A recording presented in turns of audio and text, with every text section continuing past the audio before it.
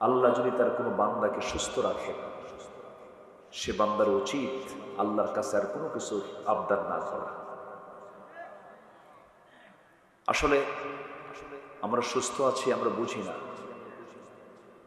তেমনই একটি মহা নিয়ামত, সুস্থতার মতো একটা বড় নিয়ামতকে সাথে নিয়ে সারাদিনের সকল কাজকর্মের ইতি টেনে ক্লান্ত শ্রান্ত দেহটাকে স্বস্তি একটু আরাম দেওয়ার জন্য গ্রামীণ জীবনের মানুষ যখন ধীরে ধীরে বিছানার দিকে চলে যাবার কথা, ঠিক সেই সময়ে বসে আছি কোরআনের টানে জান্নাতের বাগানে।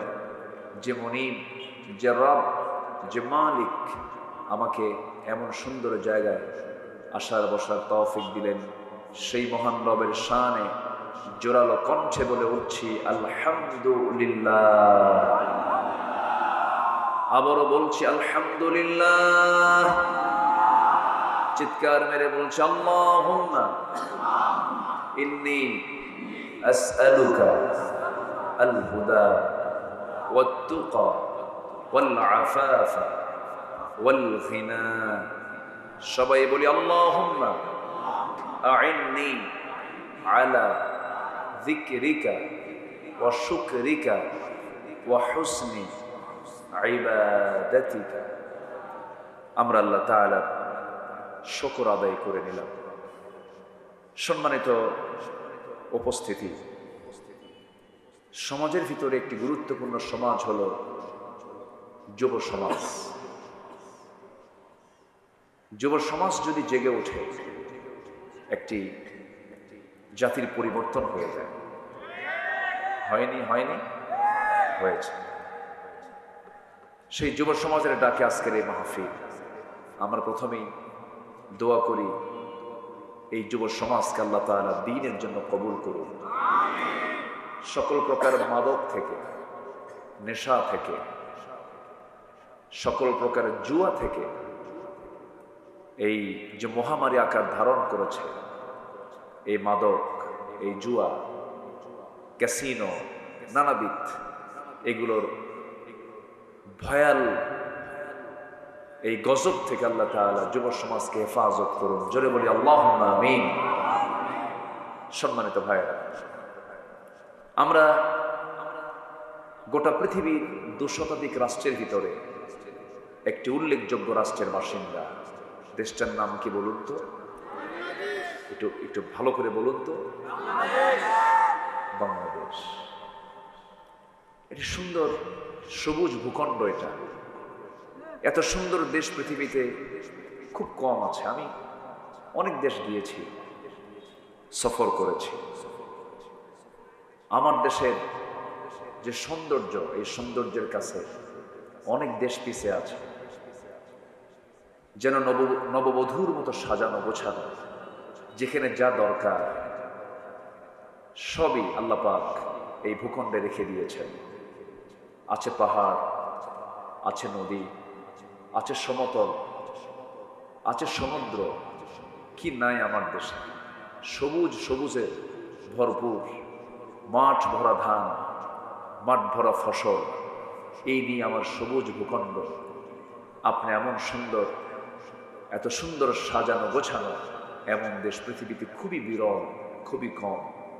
কিন্তু স্বাধীনতার আজকে 54 বছর চলছে, কিন্তু এই সুন্দর একটি দেশকে সুন্দর মানুষ দিয়ে আজ পর্যন্ত আমরা গড়তে দেখলাম না। সুন্দর দেশকে গড়ার জন্য কি মানুষ দরকার বলুন তো? সুন্দর মানুষ, চরিত্রবান মানুষ, চরিত্রবান কিছু ব্যক্তির দ্বারা যদি দেশটা পরিচালিত হতো, তাহলে এই দেশ সব দিক থেকে আরো এগিয়ে যেত, অনেক দূর অনেক দূর অনেক দূর এগিয়ে যেত।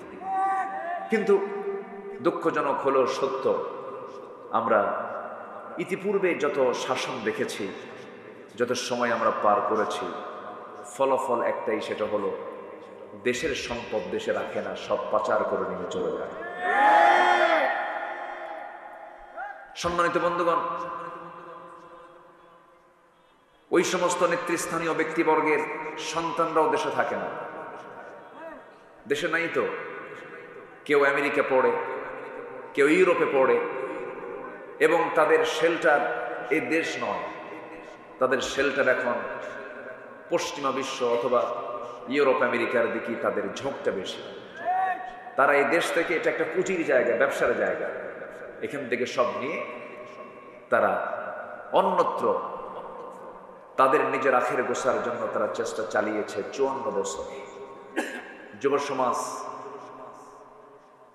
একটি বিশাল তারুণ্য তাদের বিবেক নাড়া দিয়েছিল, একটি সুন্দর গোছালো তেজোদ্দীপ্ত সাহসী পদক্ষেপ নিয়ে রাজপথ কাঁপিয়ে রক্ত ঝরিয়ে নতুন একটি বাংলাদেশ তার উপহার দিয়েছে। বলি আলহামদুলিল্লাহ।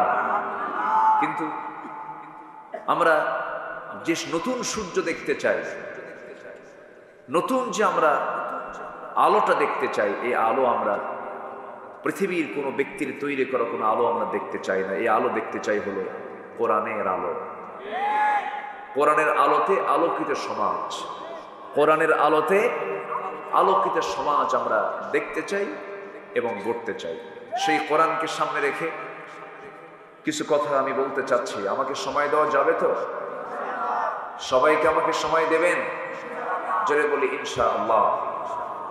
আমার এই 25-26 বছরে আলোচনার মাঝে আমার একটা স্বভাব হচ্ছে, আমি যখন কথা বলতে নেই, মঞ্চে যখন বসি, তখন মনে হয় কি জানেন, আল্লাহ তুমি আমার মুখ থেকে বেফাস একটা শব্দ তুমি বের করে দিও না।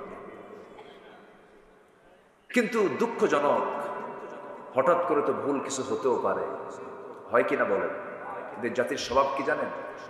ওই ভুলটা আগে খুঁজে বের করে।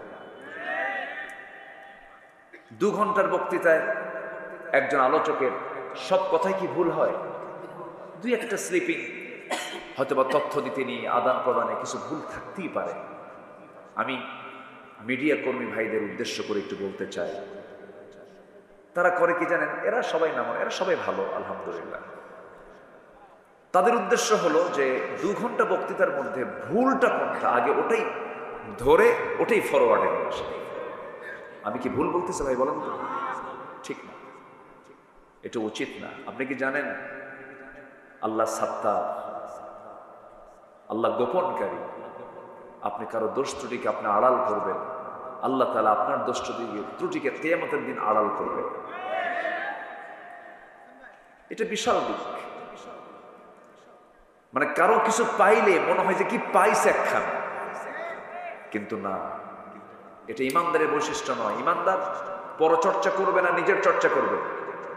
বলেন পরচর্চা না নিজের চর্চা? নিজকে নিয়ে ভাববে, আমি তো ভালো না, আমি তো আমার দিক থেকে ভালো না, আমি অন্যকে দেখবো কখন, এই চিন্তায় সে ব্যাকুল হয়ে থাকবে। সম্মানিত ভাইরা, এই জাতির পরিবর্তনের জন্য এই জাতির ভিতরে কিছু চারিত্রিক পরিবর্তন দরকার। আমরা বক্তব্য 16 বছর বহু শুনেছি। কিছু কিছু বক্তার বক্তব্য শুরু থেকে শেষ পর্যন্ত খালি আগুন ঝরানো বক্তৃতা, বহু আলোচনা শুনেছি আমরা।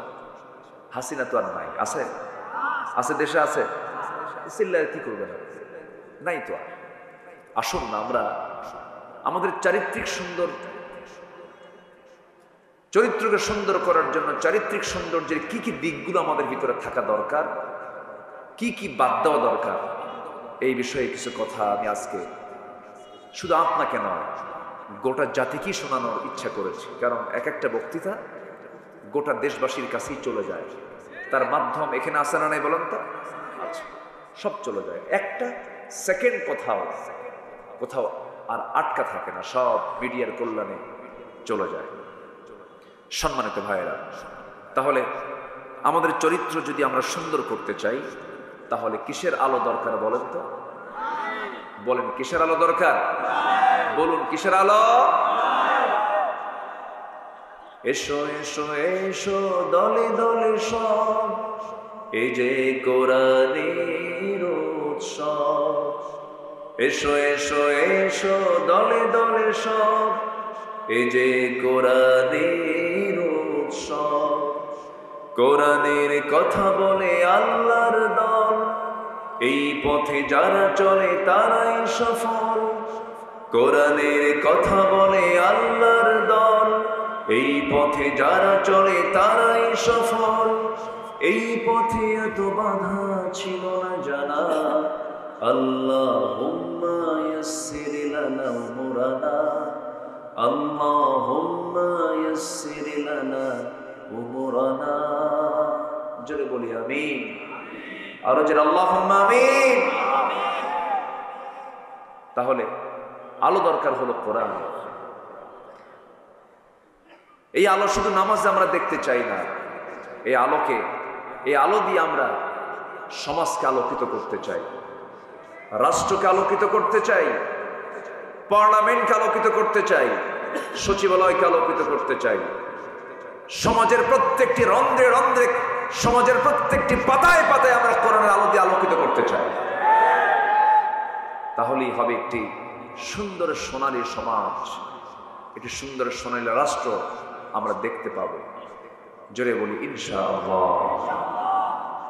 একটু আমার দিকে তাকান, আমার কথা কি বুঝতে পারছেন সবাই? সবার কানে কি আওয়াজগুলো যাচ্ছে? আচ্ছা, আসুন আমরা এখন সোজা আলোচনার দিকে চলে যাচ্ছি। আমি যেখান থেকে তেলাওয়াত করেছি, তেলাওয়াতকৃত সূরাটার নাম হলো সূরাতুল আহজাব। আহজাবের শেষ দিকের কয়েকটা আয়াত আমি তেলাওয়াত করেছি। আয়াতগুলোকে সামনে রেখে, যেহেতু তাফসীর মাহফিল, এই তাফসীর মাহফিলের সবচেয়ে বেশি কথা থাকতে হবে কার কথা? কোরআনের আয়াত থাকতে হবে, তার অর্থ থাকতে হবে, অনুবাদ থাকতে হবে। এগুলো যদি বেশি থাকে তাহলে ভাববেন যে মাহফিলটা বরকতময় হয়ে গেছে। বলি আলহামদুলিল্লাহ। আলোচনা সুন্দর হলো, মানুষ কানলো, আলোচক নিজেও কানলো, কিন্তু একটা আয়াত নাই, একটা হাদিস নাই, তাহলে সেই আলোচনার কোনো মূল্য, আলোচনার কোনো জাযা, পুরস্কার কার দরবারে হবে না? বলেন তো, কার দরবারে হবে না? আল্লাহর দরবারে হবে না। আসুন আমরা কোরআনকে দিই, কোরআনকে বুঝবো। আমরা কোরআনকে দিই, কোরআনকে বুঝবো। কোরআন থেকে আমরা শুরু থেকে শেষ পর্যন্ত কথা বলবো, হাদিস থেকে আমরা শুরু থেকে শেষ পর্যন্ত কথা বলবো। ওয়া মা তাওফীকি ইল্লা বিল্লাহ। আসুন আল্লাহ তাআলা কি বলছেন? আল্লাহ রাব্বুল আলামিন বলেন, ইয়া আইয়ুহাল্লাযীনা আমানু তাকুল্লাহা ওয়া কুলু কাওলান সাদীদা يصلح لكم أعمالكم ويغفر لكم ذنوبكم ومن يطع الله ورسوله فقد فاز فوزا عظيما জোরে বলুন আল্লাহু আকবার।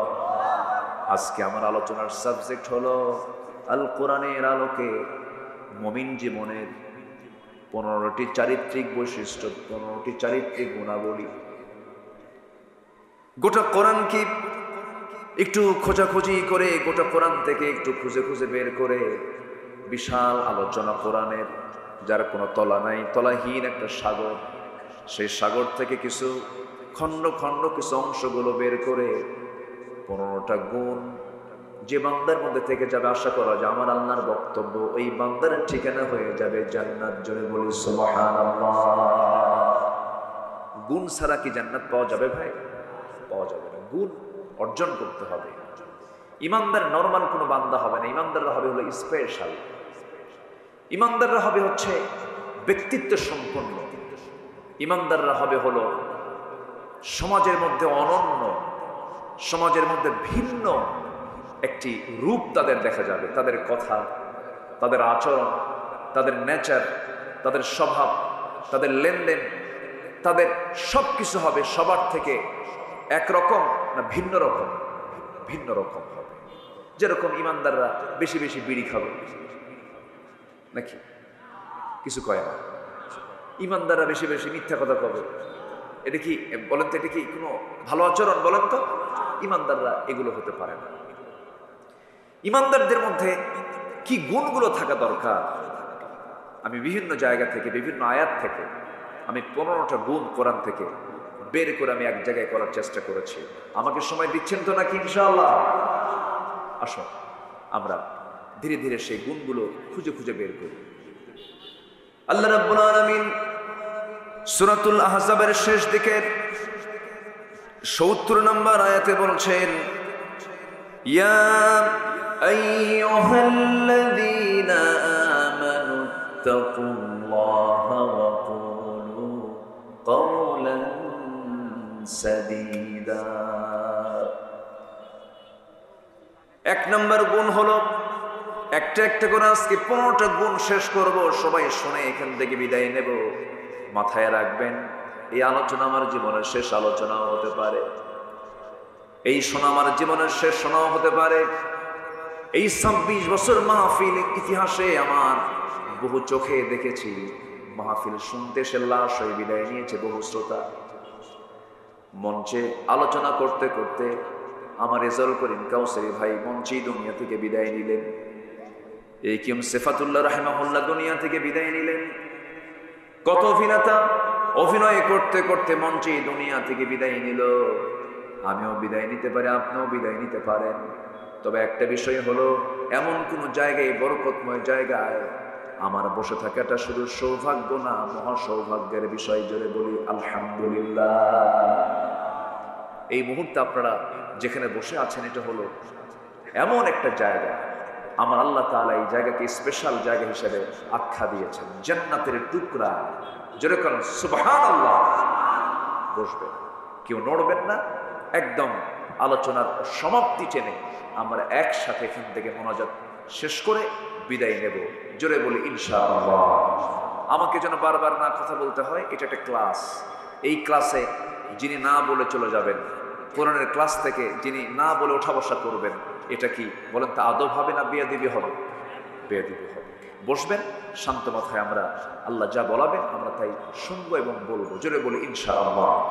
তাহলে 15টা চারিত্রিক গুণের ভিতরে 1 নম্বর গুণ হলো, আল্লাহ তাআলা ডাক দিচ্ছেন কিন্তু 1 নম্বর গুণ হলো, তোমরা আল্লাহকে ভয় করো এবং সত্য কথা বলো। কাকে ভয় করবো আমরা বলেন তো? জোরে বলেন, কাকে ভয় করবো আমরা? আল্লাহ। এবং আল্লাহ রাব্বুল আলামিন তার সাথেই বলছেন, ওয়াকুলু কাওলান সাদীদা, সত্য কথা বলো। একটা প্রশ্ন করব আমি, এই জাতি বাংলাদেশের যে মুসলমানগুলো আছে, অন্য ধর্মের লোক আছে, প্রায় 20 কোটি মানুষ এই দেশে এখন। এই 20 কোটি মানুষের যদি আমরা জরিপ করে দেখি, আল্লাহ রাব্বুল আলামিন বলছেন সত্যবাদী হও, সত্য কথা বলো, সোজা কথা বলো। বলুন তো, অধিকাংশ সত্যবাদী না মিথ্যাবাদী? বলেন, সত্যবাদী না মিথ্যাবাদী? মিথ্যাবাদী। কোর্টে মামলা হয়, সে মামলার যে রায়গুলো হয়, সে মামলার সাক্ষীগুলো, উকিলরা যে যুক্তি তর্কগুলো দেন, এগুলোর মধ্যে অধিকাংশ সত্য না মিথ্যা? ভালো করে বলবেন, আমি একদম মানে মানে মন খুলে বলবেন। বলেন তো, অধিকাংশ কি এগুলো যে মামলা টামলা যা হয়, এগুলো কি মানে সত্যের উপরে না সাজানো নাটকের উপরে? সাজানো নাটকের। আমরা কিন্তু দেখছি, কিন্তু এগুলো সব কিন্তু আমরা অবজার্ভ করছি। আরেকটা প্রশ্ন আমি করতে চাই, বলুন তো, আমার দেশে সবচাইতে বেশি মিথ্যা কথা বলে কারা? শিক্ষকরা? কারা কারা কারা বলেন? নেতারা। আমি কিন্তু বলি নাই, আপনারা বললেন, কিন্তু দোষ কিন্তু আমার নাই। তাহলে পুরো অডিয়েন্স সবাই বলে ফেললেন যে কোন শ্রেণীর মানুষ সবচেয়ে বেশি মিথ্যা কথা বলে? আপনারা বললেন কারা? নেতারা। সব নেতা নয়, তবে নেতারা সবচেয়ে বেশি মিথ্যা কথা বলেন। এই কথাটা কিন্তু আপনাদের এই অডিয়েন্স থেকে আমার কানে এসেছে। এর কিছু অবশ্যই বাস্তবতা আছে না নাই বলেন তো? আসতে বলবেন না, আছে না নাই? এই পর্যন্ত যত ওয়াদা, যত সরকার দিয়েছে, কোন ওয়াদা কি তারা রক্ষা করতে পেরেছে? বিগত সময়ে 16 বছর থাকা নব্য ফেরাউন, কি ফেরাউন বলেন? নব্য ফেরাউন, লেডিস ফেরাউন। ফেরাউন তো পুরুষ ছিল, আর আমার দেশে এটা লেডিস আসছে। খুব অত্যাচার করেছে। আমি তো এমনি এমনি বলছি না, চোখের সামনে আপনার ইতিহাস দেখেছেন, ঘটনা দেখেছেন। বলুন তো আজকের এই মাহফিলটা বাস্তবায়নের জন্য এই মাহফিল কমিটির কোনো ভাই কি থানায় গিয়েছিল? যাওয়া লাগছে? আচ্ছা, কোথাও কি কোনো সমস্যা হচ্ছে? আচ্ছা বলুন তো, এই 1 বছর, প্রায় 16 মাস, এই 16 মাসে বাংলাদেশের কোনো জায়গায় কোথাও কি আপনারা জঙ্গির কোনো আস্তানা, জঙ্গির কোনো কারখানা, জঙ্গির কোনো নাটক, অভিযান, জঙ্গি অভিযান কোথাও কি দেখেছেন, শুনেছেন? তাহলে এই জঙ্গি নাটক এই 1 বছর আমরা দেখলাম না। কেন দেখলাম না? এই নাটকের যিনি মূল নাট্যকার তিনি এখন দিল্লি গিয়ে বসে আছেন, ঠিক কিনা? কোথায় বসে আছে? কার বাড়ি? মামু বাড়ি। আল্লামা সাইদিকে কে না ভালোবাসেন? 25 বছর আগে কি সুন্দর তার ভবিষ্যৎবাণী, ভবিষ্যৎ কথা। গাছের গোড়ায় নাড়া দেব, সোজা মামু বাড়ি দিল্লি গিয়ে পড়ব। লন্ডনে পড়েনি, বার্লিনে পড়েনি, আমেরিকায় পড়েনি, ইউরোপের কোনো দেশে পড়েনি, পার্শ্বের ইসলামাবাদও পড়ে নাই, শ্রীলঙ্কাও পড়ে নাই, ভুটান পড়ে নাই, নেপাল পড়ে নাই, সোজা মামু বাড়ি দিল্লি গিয়ে পড়ছে। 25 বছর আগের কথা কিছু। উনি বলেছিলেন 25 বছর আগে বাংলাদেশে এমন একটা সময় আসবে, পালানোর জন্য একটা ইঁদুরের গর্ত পর্যন্ত খুঁজে পাওয়া না। পায় নাই। কলার পাতায় বসেছিল মানিক মিয়া, জানেন না আপনারা? বিচারপতি মানিক। সম্মানিত বন্ধুগণ, এই মহান ব্যক্তিদেরকে যে পরিমাণ টর্চার করা হয়েছে, আল্লামা সাইদিকে চেয়ারে বসে রাখা হয়েছে, একটানা 3 দিন ঘুমাতে দেওয়া হয়নি। চেয়ারে বসে রাখছে একটানা 3 দিন 3 রাত। হিন্দু অফিসার দিয়ে, মানে সব হিন্দু ভাই তো খারাপ না, অন্য ধর্মের ইসলাম বিরোধী, ইসলামকে সহ্যই করতে পারে না এমন কিছু অফিসার দিয়ে তাকে থাপ্পড় পর্যন্ত মারা হয়েছে। সেন্সলেস হয়ে জমিনে পড়ে গেছে। এই দৃশ্য সহ্য করতে না পেরে, এই চিত্র সহ্য করতে না পেরে আল্লামা সাইদ রাহিমাহুল্লাহর কলিজার টুকরা বুলবুল সাইদি হার্ট স্ট্রোক করে 2012-13 সালের দিকে দুনিয়া থেকে বিদায় নিয়েছেন। তার মা সন্তানের চিন্তায় শোকে শোকাহত হয়ে তিনিও দুনিয়া থেকে বিদায় নিয়েছেন। এই যে একটা পরিবারকে তিলে তিলে যে জুলুমগুলো করা হলো, আল্লাহ কি নাই? আল্লাহ কি নাই? আল্লাহকে শোনেন না? আল্লাহকে দেখেন না? আমি আব্দুল্লাহ আমিন 2018 সালে মাহফিল শেষ করে বিছানায় চলে গেছি বিশ্রাম নেব। হঠাৎ করে পুলিশ অ্যাটাক করে আমাকে ধরে নিয়ে চলে গেল। ওসি মহোদয় আমার দিকে আর তাকাতে পারছেন না, লজ্জায় তাকায় না, মাথা নিচু করে আছে। বললাম, আপনি আমার ধরে নিয়ে আসলেন কেন? হুজুর মাফ করে দেন। বললাম, মাফ করবো মানে? আপনি আমার ধরলেন, মাফ চাচ্ছেন কেন? হুজুর উপায় নাই, চাকরি বাঁচান তো ফরজ, বউ বাচ্চা আছে। আমি বললাম, ইমান বাঁচান তো নফল। আমারে ধরে নিয়ে বলল, হুজুর আপনি একটু চলে যান, সামনে নির্বাচন, একটু জেলখানায় কয়েকদিন থাকেন, নির্বাচন হলেই আপনি বের হয়ে আসবেন। দেখছেন কথার সাইজগুলো দেখেন। এরপরে আরো কিছু মামলা ঢুকায় দিয়া আমারে জেল হাজতে পাঠায় দিল। দোষ তো কিছুই করি নাই, আমি জানিও না আমার দোষটা কি, আমি আজ পর্যন্ত জানি না আমার দোষটা কি। আমাকে ধরে নিয়ে চলে গেল, জেলখানায় ঢুকায় দিল। জেলখানার গেট দিয়ে ভিতরে ঢুকিয়ে দেখে এক মুরব্বী, আশীর্ধ বয়স এক চাচা আমাকে দেখে লম্বা একখান সালাম দিয়ে বলে, হুজুর আপনি জেলখানায় ঢুকছেন? খুব খুশি হলাম। তো বললাম, জেলখানায় ঢুকলে কেউ খুশি হয়? চাচা বলে, হুজুর কতদিন মাহফিলে শুনেছি আপনার ওয়াজ, দূর থেকে দেখি শুনি, এত চেষ্টা করছে আপনার সঙ্গে মোসাফা করবো, একটু কথা বলবো, পারি নাই। আল্লাহ কি সুন্দর মিলাই দিয়েছে, সামনে ধরা পড়ছেন, দোয়া করি জেলখানায় থাকে।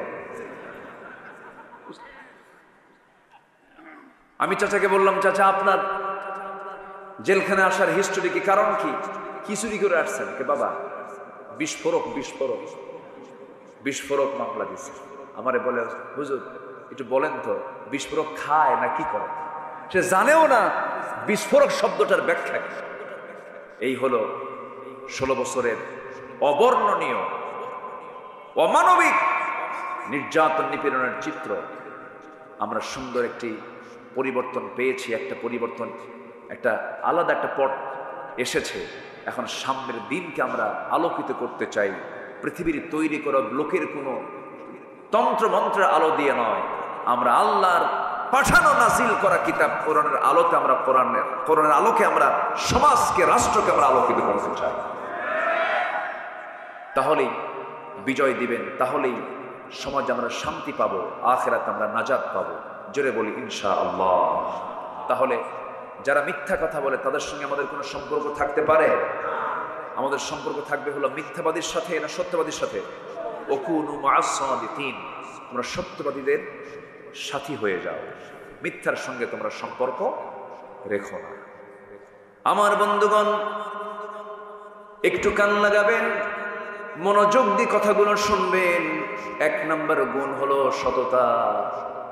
এই সততা যদি আপনার মধ্যে থেকে যায়, আপনার সন্তানগুলো ভালো হবে, আপনার পরিবার ভালো হবে, আপনার সমাজ ভালো হয়ে যাবে, রাষ্ট্র ভালো হয়ে যাবে। এই জাতিকে ভালো করার জন্য, এই জাতির জন্য 1 নম্বরে যে দরকার তার নাম হলো সততা, সত্যবাদিতা। মিথ্যা কথা বলা যাবে না। আমি একটা প্রশ্ন করব আপনাকে, বলুন তো, এই পৃথিবীতে একজন মানুষ যার জীবনে কৌতুক করে একটা মিথ্যা কথা তার মুখ থেকে কোনোদিন বের হয় নাই, তার নামটা কি বলুন? মুহাম্মদুর রাসূলুল্লাহ সাল্লাল্লাহু আলাইহি সাল্লাম। কোনোদিন একটা মিথ্যা কথা তার মুখ থেকে ফসকেও বের হয় নাই। কি সতর্ক নিয়ে তিনি কথা বলেছেন, কি সজাগ থেকেছেন কথা বলতে নিয়ে। কৌতুক করে একটা মিথ্যা কথা তার মুখ থেকে বের হলো না। কোনোদিন আওয়াজ দিয়ে কোনোদিন হাসি দেন নাই, হেসেছেন, তার মুখটা হাস্যোজ্জ্বল ছিল, কিন্তু আওয়াজ দিয়ে কখনো হাসেন নাই। পেটে ক্ষুধা ছিল তার, কিন্তু কোনোদিন পেটে ক্ষুধার কোনো সিমটম মুখে তিনি প্রকাশ করেন নাই। ক্ষুধার্ত অবস্থা তিনি ছিলেন, কিন্তু মুখে দেখে তার টের পাওয়া যেত না। মাসের পর মাস চলে যেত, বাড়ির চুলাতে আগুন জ্বলতো না, কিন্তু আমার নবীজি কখনো একটা বারের জন্য কখনো মনক্ষুণ্ণ হতেন না। রাতের বেলায় সে বলতেন, আয়েশা দেখো তো কোনো খাবার আছে নাকি। নিজ হাতে গনিমতের মালগুলো বন্টন করেছেন, শূন্য হাতে ফিরেছেন বাড়িতে। শুধু সামান্য কিছু পানি পান করে রোজার নিয়ত করে পরের দিন রোজার নিয়ত করেছেন। এত কষ্ট করেছেন, কিন্তু প্রকাশ করতে দেন নাই তিনি কষ্টের মধ্যে আছেন। আমার বন্ধুগণ, আমার নবীজির সবচেয়ে বড় গুণ হলো সততা। কাফেররাও তাকে পছন্দ করত, মুশরিকরাও তাকে পছন্দ করত। মুহাম্মদ যেটাই বলুক না কেন, মুহাম্মদ সত্যবাদী, আল আমিন এই খেতাবটা দিয়েছিল কুরাইশরা, as-সাদিক এই খেতাবটা দিয়েছিল কুরাইশরা। এবং কুরাইশরা ওই সমস্ত কাটা কাফেররা নবুয়তের আগে আমার নবীর হাতকে ব্যাংক মনে করে অনেক সোনা দানার সম্পদ তার হাতে গচ্ছিত রাখত। যেরকম সুবহানাল্লাহ। আমরা সেই নবীর উম্মত হয়ে আমরা কি মিথ্যা কথাগুলো বলি। আমরা উঠতে বসতে মিথ্যা কথা বলি। ভাই এই কাপড়টার দাম কত? এই গেঞ্জিটা কি দেওয়া যাবে? কত দাম? এত দাম। এত দেব? ভাই কেনাই নাই। আছে কি? আছে আছে, এগুলো বলার লোক আছে? শুধু মিথ্যা কথা বলে। মিথ্যা দিয়ে আজকে সমাজ, ব্যবসা, প্রতিষ্ঠান সবগুলো আজকে মিথ্যার সাগরে হাবুডুবু খেতেছে। বরকত পাবেন কেমনে? একজন বড় পীরের নাম এখন মনে হয়ে গেল, যিনি আসল পীরদের পীর ছিলেন, বড় আল্লাহওয়ালা ছিলেন। জিলান শহরে তার বাড়ি ছিল। আব্দুল কাদির জিলানী রাহিমাহুল্লাহ বড় আল্লাহওয়ালা ছিলেন। এই বড় আল্লাহওয়ালা যখন ছোট ছিলেন, পারিবারিক শিক্ষা ছিল তার মা সন্তানকে ডাক দিয়ে বলে, বাজান একটা কথা বলি। কি কথা? আজকে তোমাকে আমি একটা নসিহা করব। শিক্ষার উদ্দেশ্যে বাড়ি থেকে বের হচ্ছ, বাড়ি থেকে বের হয়ে চলে যাচ্ছ, দোয়া করি বড় শিক্ষাবিদ হও।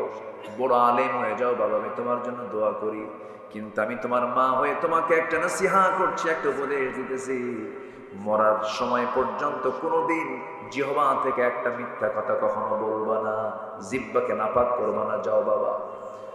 ছোট্ট ছেলে আব্দুল কাদের জিলানী ঘর থেকে বের হয়ে গেছেন শিক্ষা অর্জন করার জন্য। মাঝপথে ডাকাতি শুরু হয়ে গেছে। আমার দেশে বুঝি ডাকাতি নাই? আসতে বলবেন আছে না নাই? আছে না নাই? ওই যে দুজন ভাই উঠলো, ব্যাপারটা কি? ওই যে দেখেন তো, ধরেন তো, একটু তদন্ত করেন তো। উঠলো কেন? বসেন। রাগ করতেছেন আপনারা? রাগ করতেছেন? আমি কাউকে উঠতে দেব না ভাই। আমার একটা স্বভাব কি জানেন? আমার সামনে থেকে কেউ উঠতে নিলে আমার আলোচনা হেরে যায়। তো আপনার কারণে যদি মাহফিল যদি বন্ধ হয়ে যায় অথবা আমার আলোচনা যদি হেরে যায়, আপনি কত বড় আসামি এটি ভাবতেছেন কি আপনি? ঠিক না।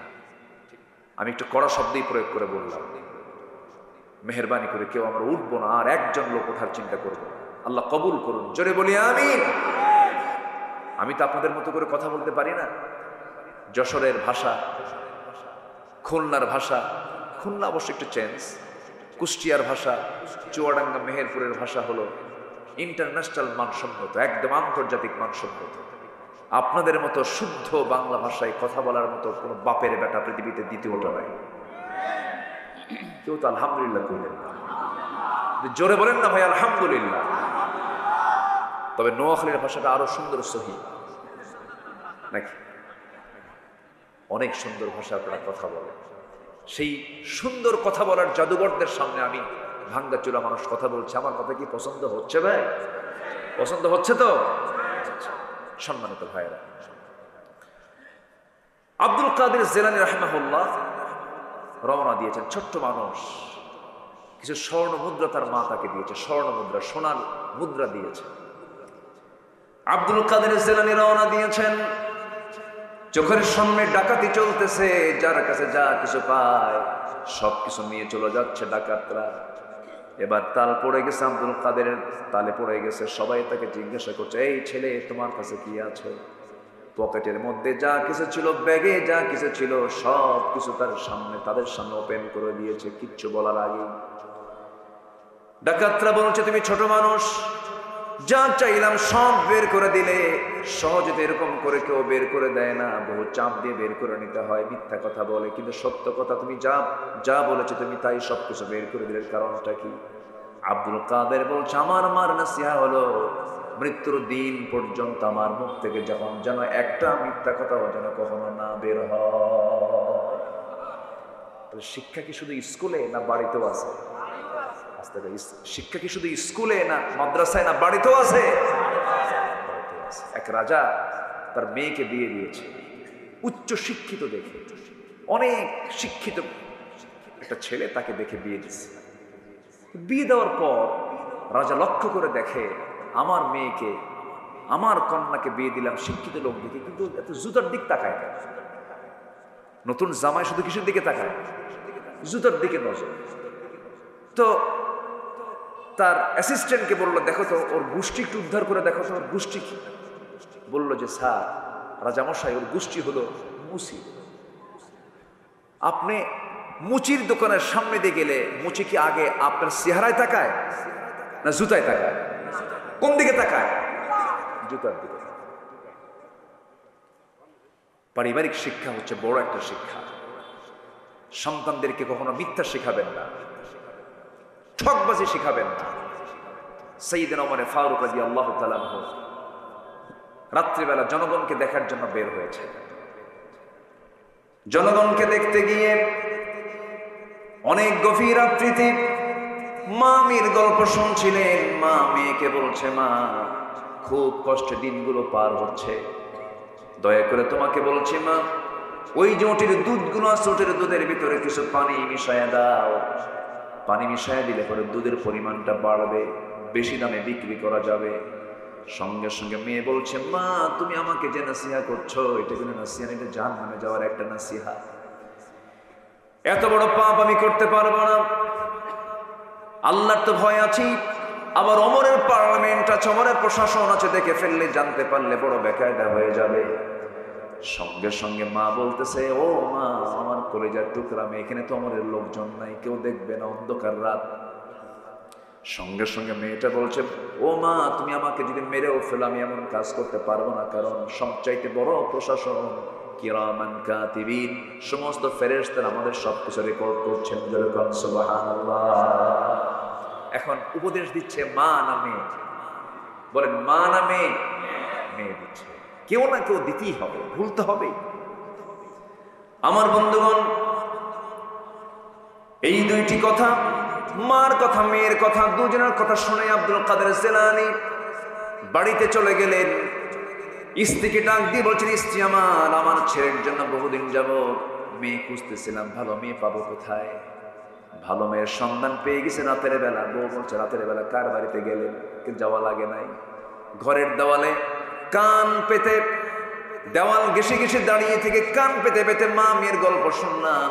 মেয়েকেও দেখি নাই, মেয়ের বংশ দেখলাম না, মেয়ের অবস্থাও দেখলাম না, বাপ মার অবস্থাও দেখলাম না। যে মেয়ের মুখ থেকে প্রকাশ পেয়ে যায়, সবচেয়ে বড় সাক্ষী হলো আমার আল্লাহ রাব্বুল আলামিন। সে আল্লাহকে সাক্ষী রেখে কোনো ভুল করা যাবে না।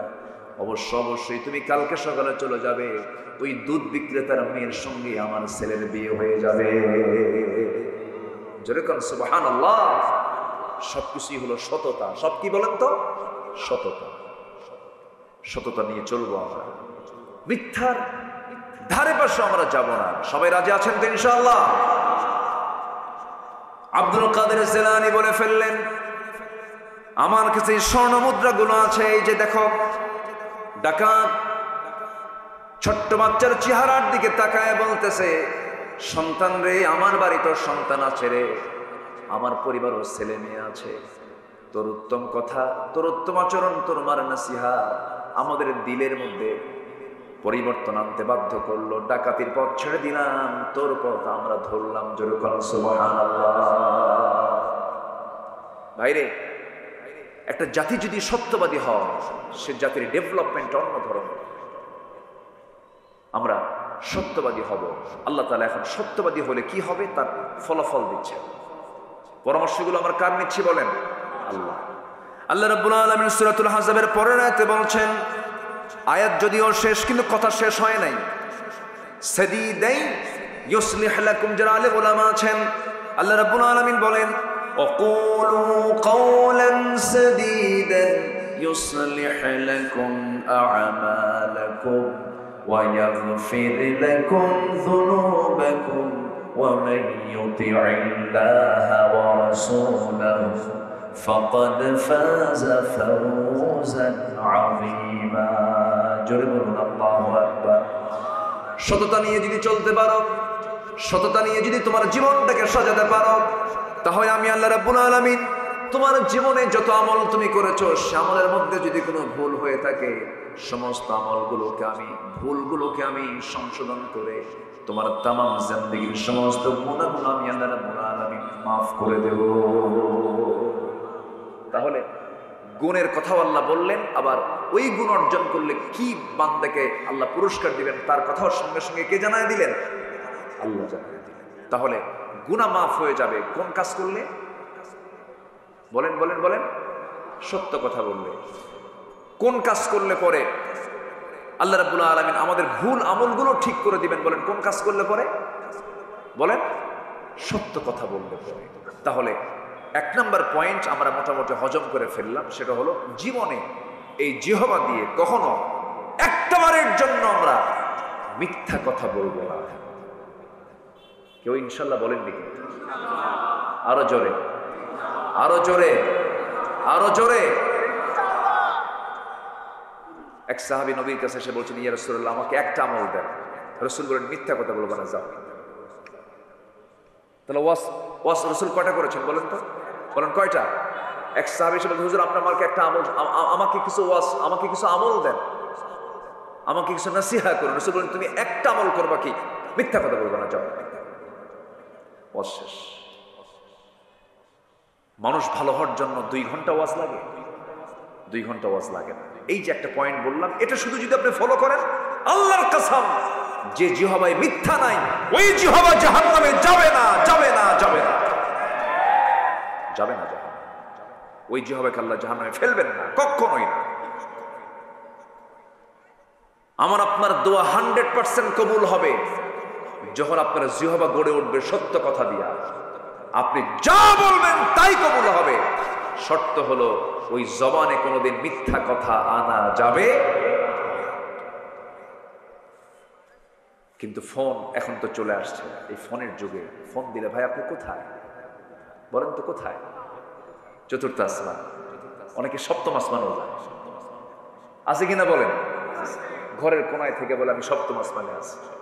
এই মিথ্যাগুলো আমরা অহরহ অবলীলায় বলে ফেলছি, যেন একটা যোগ্যতায় পরিণত হয়ে গেছে মিথ্যা কথা বলা। মিথ্যা বলা কোনো যোগ্যতা নয়। মিথ্যা মানে হলো জাহান্নামের দরজার কাছে গিয়ে দাঁড়িয়ে থাকা, ঠিক কিনা বলেন? মিথ্যা আল কিযবু উম্মুল খাতিয়াত, মিথ্যা হলো সকল পাপের মা। সকল পাপের মা কি? মিথ্যা। আমরা ছেড়ে দেব, রাগ করতেছেন মনে হয়। আচ্ছা, এই কথাগুলো কি বলার দরকার আছে? 16 বছর তারা যে কথাগুলো বলেছে, যে মিথ্যা রায়গুলো দিয়েছে, যে রায়গুলো দিয়েছে, সবগুলো কি সত্য না মিথ্যা বলেন তো? শুধু মিথ্যা, নির্জলা মিথ্যা। আল্লামা সাঈদীর একটা মামলায় সাক্ষী সাঈদীর বিরুদ্ধে সাক্ষী দিতে এসেছে। সে সাক্ষীর জন্ম হলো 79, জন্ম হলো 76, আর ঘটনা হলো 71। তাহলে 71 সালের ঘটনা, তার সাক্ষীর জন্ম হলো 76-এ। তাহলে 5 বছর পরে জন্ম নিয়ে সে 71 সালের ঘটনা দেখছে।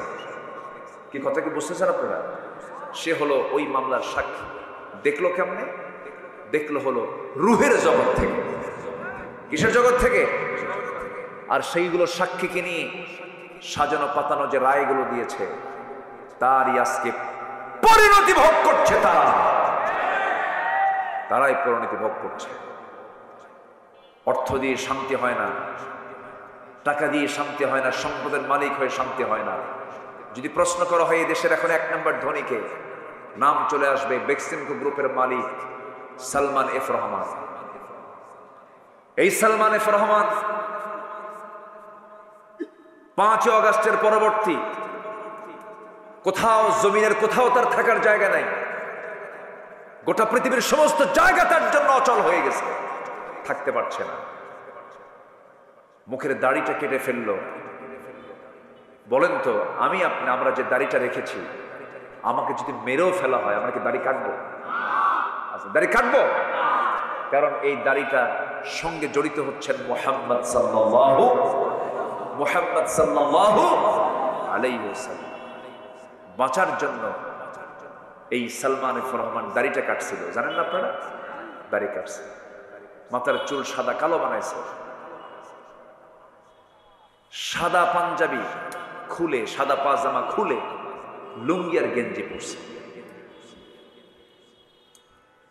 আইনমন্ত্রীকে সাথে নিয়ে আবার ভুল করে নৌকায় চড়ছে।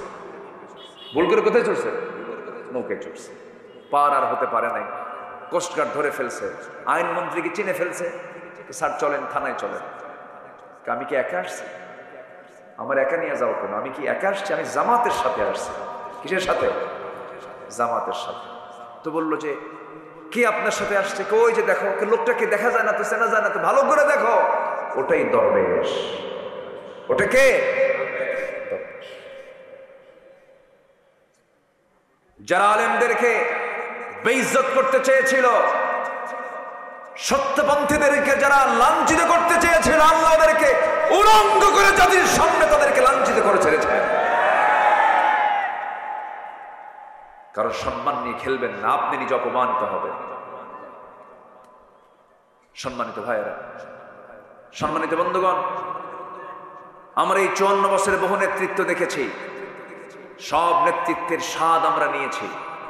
আমরা আগামীর নেতৃত্ব দেখতে চাই হলো কোরআনের নেতৃত্ব, ইসলামের নেতৃত্ব। আগামীর দিন আমাদের বাংলাদেশের জন্য হতে হবে ইসলামের দিন, কোরআনের দিন। আইয়ুবের শাসন দেখেছি, মুজিবের ভাষণ শুনেছি। কি শুনছি কিনা বলেন? আইয়ুব শাসন করেছেন, মুজিব ভাষণ দিয়েছেন, জিয়া খাল কেটেছেন, চাচা এরশাদের তাল বেতাল উনি দেখিয়েছেন। আর 16 বছরে শুধু এই বাকি সময়গুলো আমরা দেখছি হরতাল আর হরতাল, সব দেখা শেষ। আগামীর বাংলাদেশকে আমরা সাজাতে চাই কোরআনের বাংলাদেশ দিয়ে। রাজি আছেন কারা কারা? হাত উঁচু করে দেখান মুসলমান।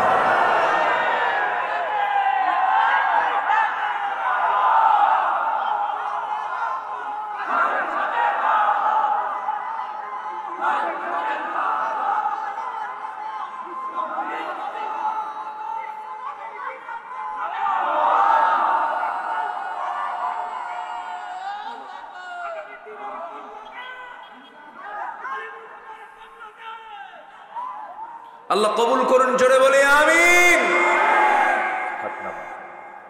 কয়টা গুণের কথা বলেছি আমি? কয়টা গুণের আলোচনা হবে আজকে বলেন তো? 15টা। চলছে কয় নাম্বার বলেন? কয় নাম্বার চলে? আরো আছে কয়টা বলেন? তাহলে 1 নাম্বার বলতে যদি এত সময় লাগে, 14টা শুনবেন কখন? একজন বলে দিয়েছেন সারা রাত। রাজি আছেন আপনারা? সবাই রাজি আছেন? ম্যাক্সিমাম রাজি আছেন, তবে ফজর নামাজ না পড়লেও চলবে নাকি? মানে মাথায় টুপি আছে কিন্তু পরনে লুঙ্গি নেই, তা তো হবে না, নামাজ তো পড়তে হবে। আসতেছি, আমরা লাইনে আসতেছি। মিথ্যুক নামাজি হওয়া যাবে না, সত্যবাদী নামাজি হতে হবে, ঠিক কিনা বলেন? আমার দেশে মিথ্যুক নামাজি আছে না নাই? নির্বাচন আসলে পরে এক আসরের নামাজ 4 বার পড়ে। কয়বার পড়ে? 4 বার পড়ে। এটা মিথ্যুক নামাজ।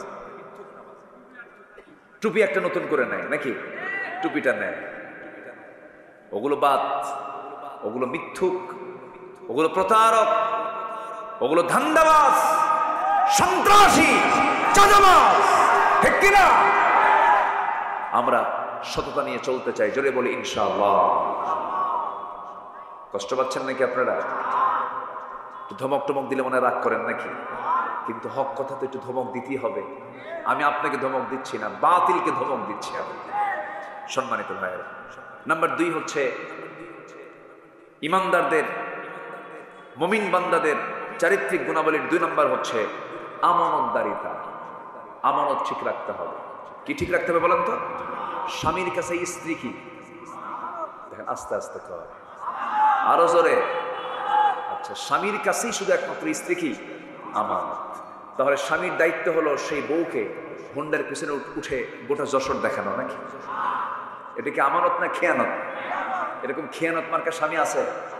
আসতে বলবেন না, আছে না নাই? হুন্ডার নাম হচ্ছে R15। হুন্ডার নাম কি? R1 নাকি কয়? R15। সে হুন্ডার ড্রাইভিং সিট হলো আন্ডারগ্রাউন্ড, একদম নিচতলা, ওরা দেখাই যায় না। আর প্যাসেঞ্জার সিট হলো 3 তলায়, একদম সব দেখা যায়। তো আন্ডারগ্রাউন্ড সিটে স্বামী ড্রাইভিং সিটে বসলো, আর বউকে বলল তুমি 3 তলায় বসো। বোরকা নাই, চুলটা ছেড়ে দেওয়া, ঠোঁটটা আঁকানো, ঠোঁটটা লাল লিপস্টিক দিয়ে আঁকানো, চোখ মুখে আশকারা মাস্কারা, হাই হিল, এগুলো পরে একটি গরম সেন্ট লাগায়া যেন আশপাশ যেন সাইক্লোন হয়ে যায়। হুন্ডায় চড়ালো। হুন্ডার যদি আওয়াজ না হয় তাহলে তো কারো নজর পড়বে না।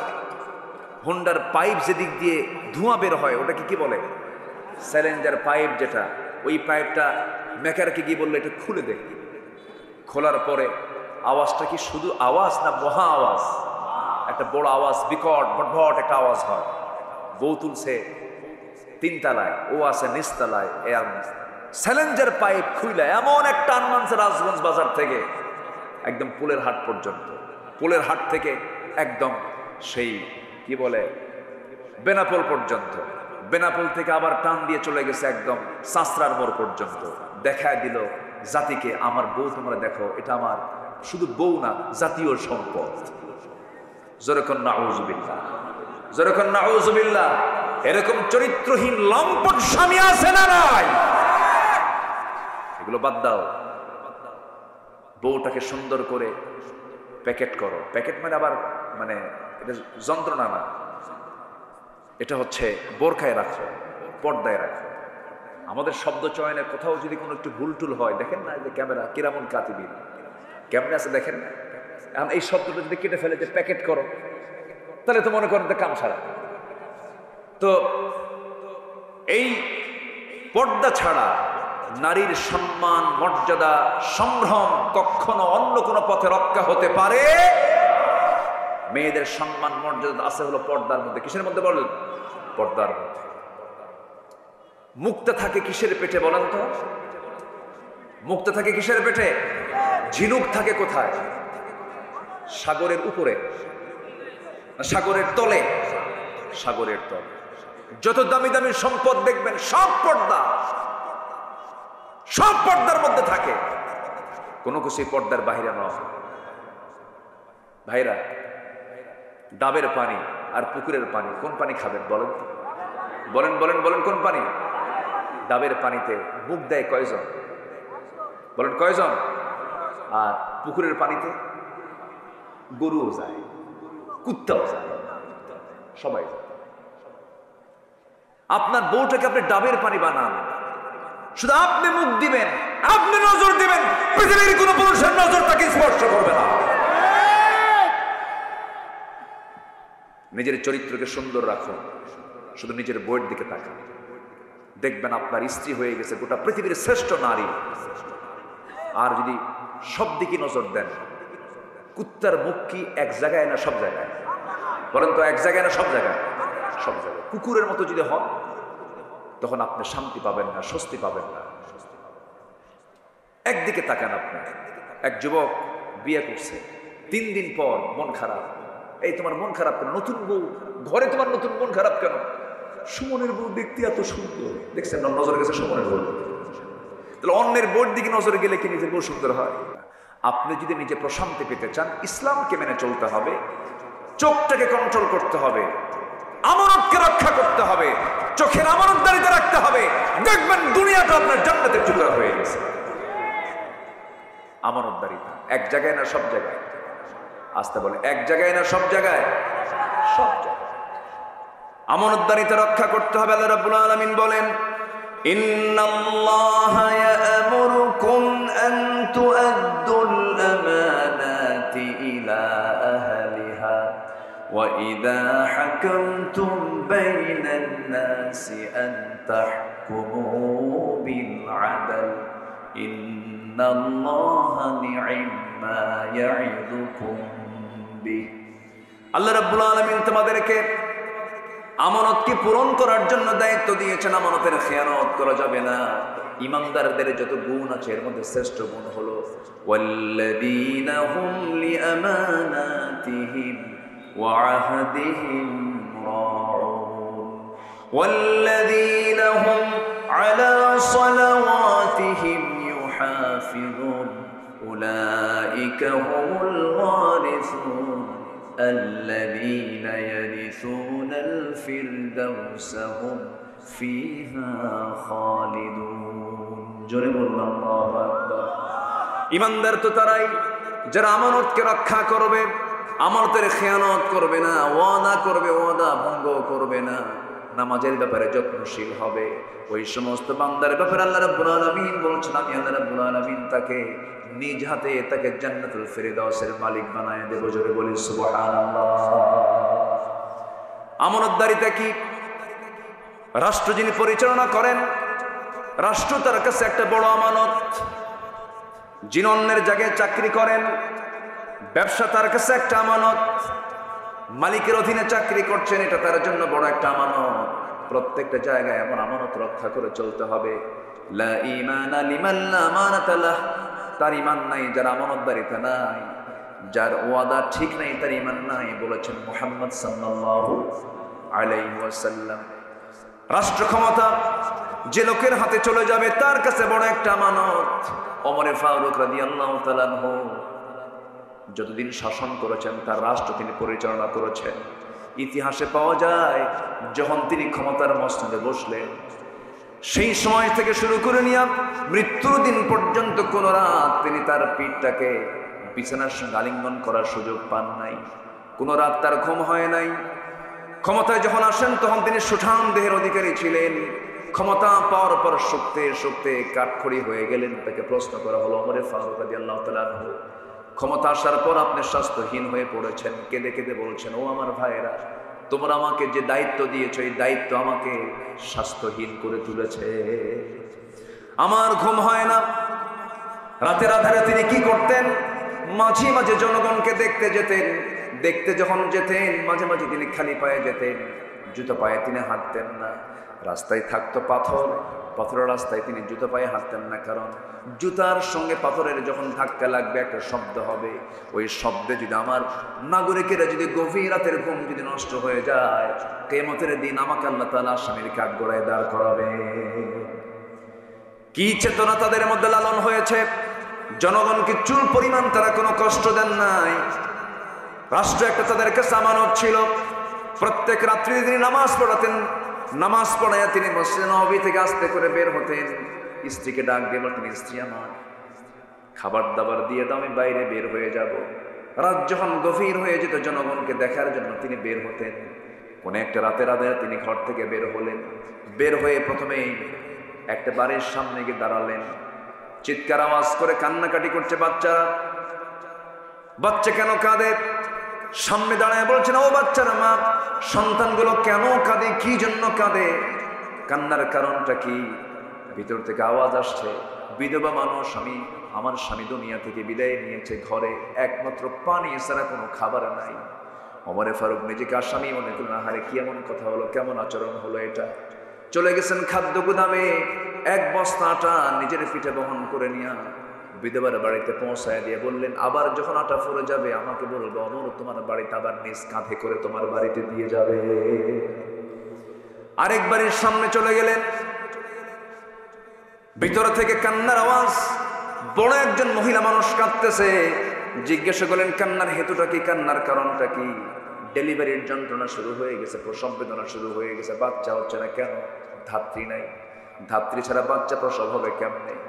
ওই গভীর রাত্রিতে তিনি কাকে ডাক দিবেন? লোক পেলেন না, সোজা চলে গেছেন বাড়িতে। বউকে ডাক দিয়ে বলছেন, আসসালামু আলাইকুম, আমার স্ত্রী, আমি তোমার সামনে দাঁড়াইছি, তোমার কাছে একটা কামনা আমার, আশা করি তুমি এটাকে মানা করবা না, প্রত্যাখ্যান করবা না। আমি কিন্তু কখনো নিজেকে শাসক মনে করি না, আমি জনগণের খাদেম, তুমিও জনগণের খাদেম, তুমি আমার স্ত্রী। আমি তোমার কাছে করজোরে মিনতি জানাই, আমার সঙ্গে তোমাকে যেতে হবে, বোরকা পড়ো, চলো আমার সঙ্গে। একজন মহিলার বড় বেকায়দা, ওই মহিলার বাড়ির সামনে গিয়ে দাঁড়ালেন। কান্নার আওয়াজ শোনার পর তিনি বলছেন, শোনো আমার স্ত্রী, ঘরের মধ্যে একটা মহিলা, পেটে বাচ্চা, ডেলিভারি হয় না, বড় কষ্ট পাচ্ছে। আল্লাহ না করুন, আল্লাহ না করুন, ডেলিভারির যন্ত্রণা সহ্য করতে না পেরে যদি ধাত্রী যদি এই সন্তান সহ তার মা মারা যায় অথবা একজন মারা যায়, কিয়ামতের দিন আমি ওমর, আমাকে খুনির কাতারে আল্লাহর সামনে দাঁড় হতে হবে। এই কথা বলার সঙ্গে সঙ্গে স্ত্রী চলে গেলেন ভিতরে, স্ত্রীকে পাঠায়া দিলেন। আবার তিনি সেখান থেকে বের হয়ে পড়লেন জনগণকে দেখার জন্য। নীরব রাত্রি, কেউ নাই তার পাশে, ছোট্ট একটা লাঠি নিয়ে একা একা চলছেন। সামনেও প্রোটোকল নাই, পিছনে প্রোটোকল নাই, কারণ ইমানদার বান্দার সবচেয়ে বড় প্রোটোকল হলো একমাত্র, কেবলমাত্র, শুধুমাত্র কে? আসতে বলবেন না, তিনি কে? তিনি কে? সাইয়্যিদনা ওমর ফারুক রাদিয়াল্লাহু তাআলা আনহু একা একা হাঁটছেন, আল্লাহর কালাম তেলাওয়াত করছেন। এই পৃথিবীতে যত মজার কিছু আছে, সবচেয়ে মজার কিছু হলো, মজার বিষয় হলো কোরআন তেলাওয়াত করা।